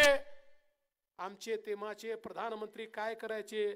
बॉम्बस्फोट झाला की निषेध करायचे, पुन्हा बॉम्बस्फोट व्हायचा मग तीव्र शब्दात निषेध करायचे, पुन्हा बॉम्बस्फोट व्हायचा मग अति तीव्र शब्दात निषेध करायचे, मग पुन्हा बॉम्बस्फोट व्हायचा मग कागदपत्र घ्यायचे आणि अमेरिकेच्या राष्ट्रपतीकडे जायचे आणि म्हणायचे बघा हे आमच्याकडे पुरावे आहेत, आमच्याकडे पाकिस्तान बॉम्बस्फोट करतोय, तुम्ही जरा त्याला रागवा. 140 कोटीचा प्रधानमंत्री इतका लाचार होता की परत पाकिस्तान आमच्याकडे येऊन त्या ठिकाणी बॉम्बस्फोट करायचा. मोदीजी देशाचे प्रधानमंत्री झाले. मोदीजींनी या देशामध्ये एक नवीन पद्धती आणली. आतंकवाद्यांना माहिती नव्हतं, आतंकवाद्यांनी पुन्हा देशात बॉम्बस्फोट केले, आमच्या जवानांना त्या ठिकाणी मारलं. पण यावेळी हा नवीन भारत होता. मोदीजींनी थेट सर्जिकल स्ट्राईक आणि एअर स्ट्राईक करून पाकिस्तानमध्ये घुसून आतंकवाद्यांना त्याच ठिकाणी मारलं. बंधू भगिनींनो बघा, 2019 नंतर पाकिस्तानच्या बापाची हिम्मत झाली नाही भारतामध्ये एक बॉम्बस्फोट करण्याची. कारण त्यांना माहिती आहे आपला बाप नवी दिल्लीमध्ये बसलाय, हा घुसून मारतो. आणि आज अवस्था अशी आहे, अरे भारताची प्रगती बघा. भारताने फायटर जेट बनवलं, भारताने फायटर हेलिकॉप्टर बनवलं, भारताने पाणबुडी बनवली, भारताने फायटर जहाज बनवलं, भारताने तोफा बनवल्या आणि भारताने अग्नीसारखं मिसाईल बनवलं. बंधू भगिनींनो, असं मिसाईल भारताकडे आहे की जे या ठिकाणून सोडलं 7000 किलोमीटर दूर कुठेही शत्रूचं ठाणं असेल त्या ठिकाणी घुसून शत्रूला नेस्त नाबूद करू शकतं. अशा प्रकारचं अग्नी मिसाईल हे भारताने आज तयार केलेलं आहे. आणि म्हणून आता आपल्याकडे वाकडी नजर करून पाकिस्तानही पाहू शकत नाही आणि चीनही पाहू शकत नाही. अरे चंद्रावर यान उतरवणारा भारत आहे. आदित्य एलवनच्या माध्यमातून सूर्यालाही गवसणी घालणारा भारत आहे. हा नवीन भारत आहे, ज्या भारतामध्ये एकीकडे गरिबीच्या विरोधात लढाई चालली आहे तर दुसरीकडे समृद्धीकडे वाटचाल चाललेली आहे. एकीकडे सामान्य माणसाला अधिकार मिळतोय तर दुसरीकडे तरुणाईच्या स्वप्नांना पंख मिळत आहेत. अशा प्रकारचा भारत आज निर्मित होतोय. आणि म्हणून बंधू भगिनींनो, मी तुम्हाला विनंती करण्याकरता आलो आहे. देशाचं नेतृत्व निवडायचं आहे, देशामध्ये एक मजबूत सरकार तयार करायचं आहे. देशाचं नेतृत्व निवडण्याकरता 13 तारखेला आपल्याला संधी मिळाली आहे. 13 तारखेला आढळराव पाटलांच्या घड्याळाचं बटन ज्यावेळी आपण दाबू, मतदान तर आढळराव पाटलांना मिळेल, पण तुमचा आशीर्वाद नरेंद्र मोदीजींना तिसऱ्यांदा प्रधानमंत्री करण्याकरता मिळेल. त्यामुळे भोसरीकरांनो, तुम्हाला माझी विनंती आहे, तुम्हाला तिसऱ्यांदा मोदीजी हव्यात ना? प्रधानमंत्री म्हणून पाहायचं आहे ना? विकसित भारत करायचा आहे ना? आशा आकांक्षा पूर्ण करायच्या आहेत ना? तरुणाईला पंख फुटू द्यायचे आहेत ना? प्रत्येकाचं कल्याण करायचं आहे ना? तर मग 13 तारखेला या ठिकाणी आढळराव पाटलांना मतदान करा आणि 5 वर्षाकरता पुन्हा मोदीजींच्या गॅरंटीने हा देश पुढे नेण्याकरता आशीर्वाद द्या. एवढीच विनंती करतो आणि माझं बोलणं संपवतो. जय हिंद, जय महाराष्ट्र. धन्यवाद साहेब. 2 मिनिटं या ठिकाणी आपण एक घोषणा करणार आहोत आणि त्यानंतर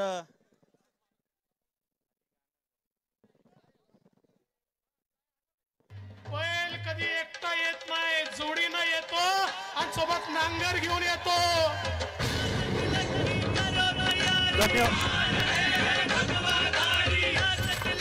दोन मिनिट या ठिकाणी आपकी बार 400 पार हे गीत पिंपरी चिंचवड भारतीय जनता पार्टी शहराच्या वतीनं नगरसेवक तथा भारतीय जनता पार्टीचे सरचिटणीस शीतल उर्फ विजय शिंदे यांनी निर्मिती केलेली आहे. आपकी बार 400 पार या गीताचं लॉन्चिंग आदरणीय आणि वंदनीय उपमुख्यमंत्री देवेंद्रजी फडणवीस साहेब यांच्या शुभ हस्ते होते. आणि आता आभार व्यक्त करण्यासाठी आदरणीय विकास भाऊ डोळस यांना विनंती, आपण आभार व्यक्त करावं ही आपल्याला विनंती.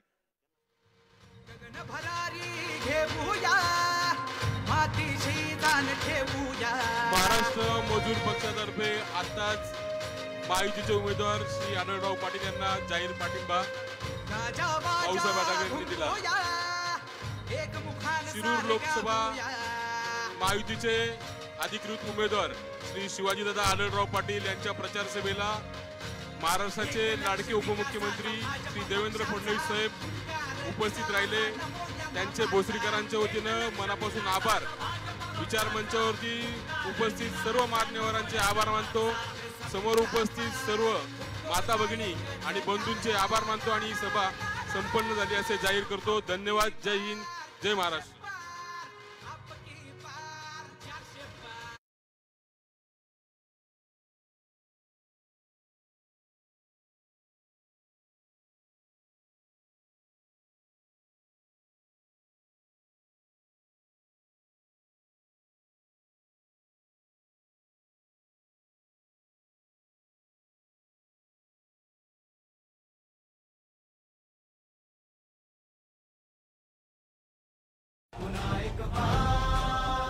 कमळाचे बटन दाबा, भाजपाला विजयी करा.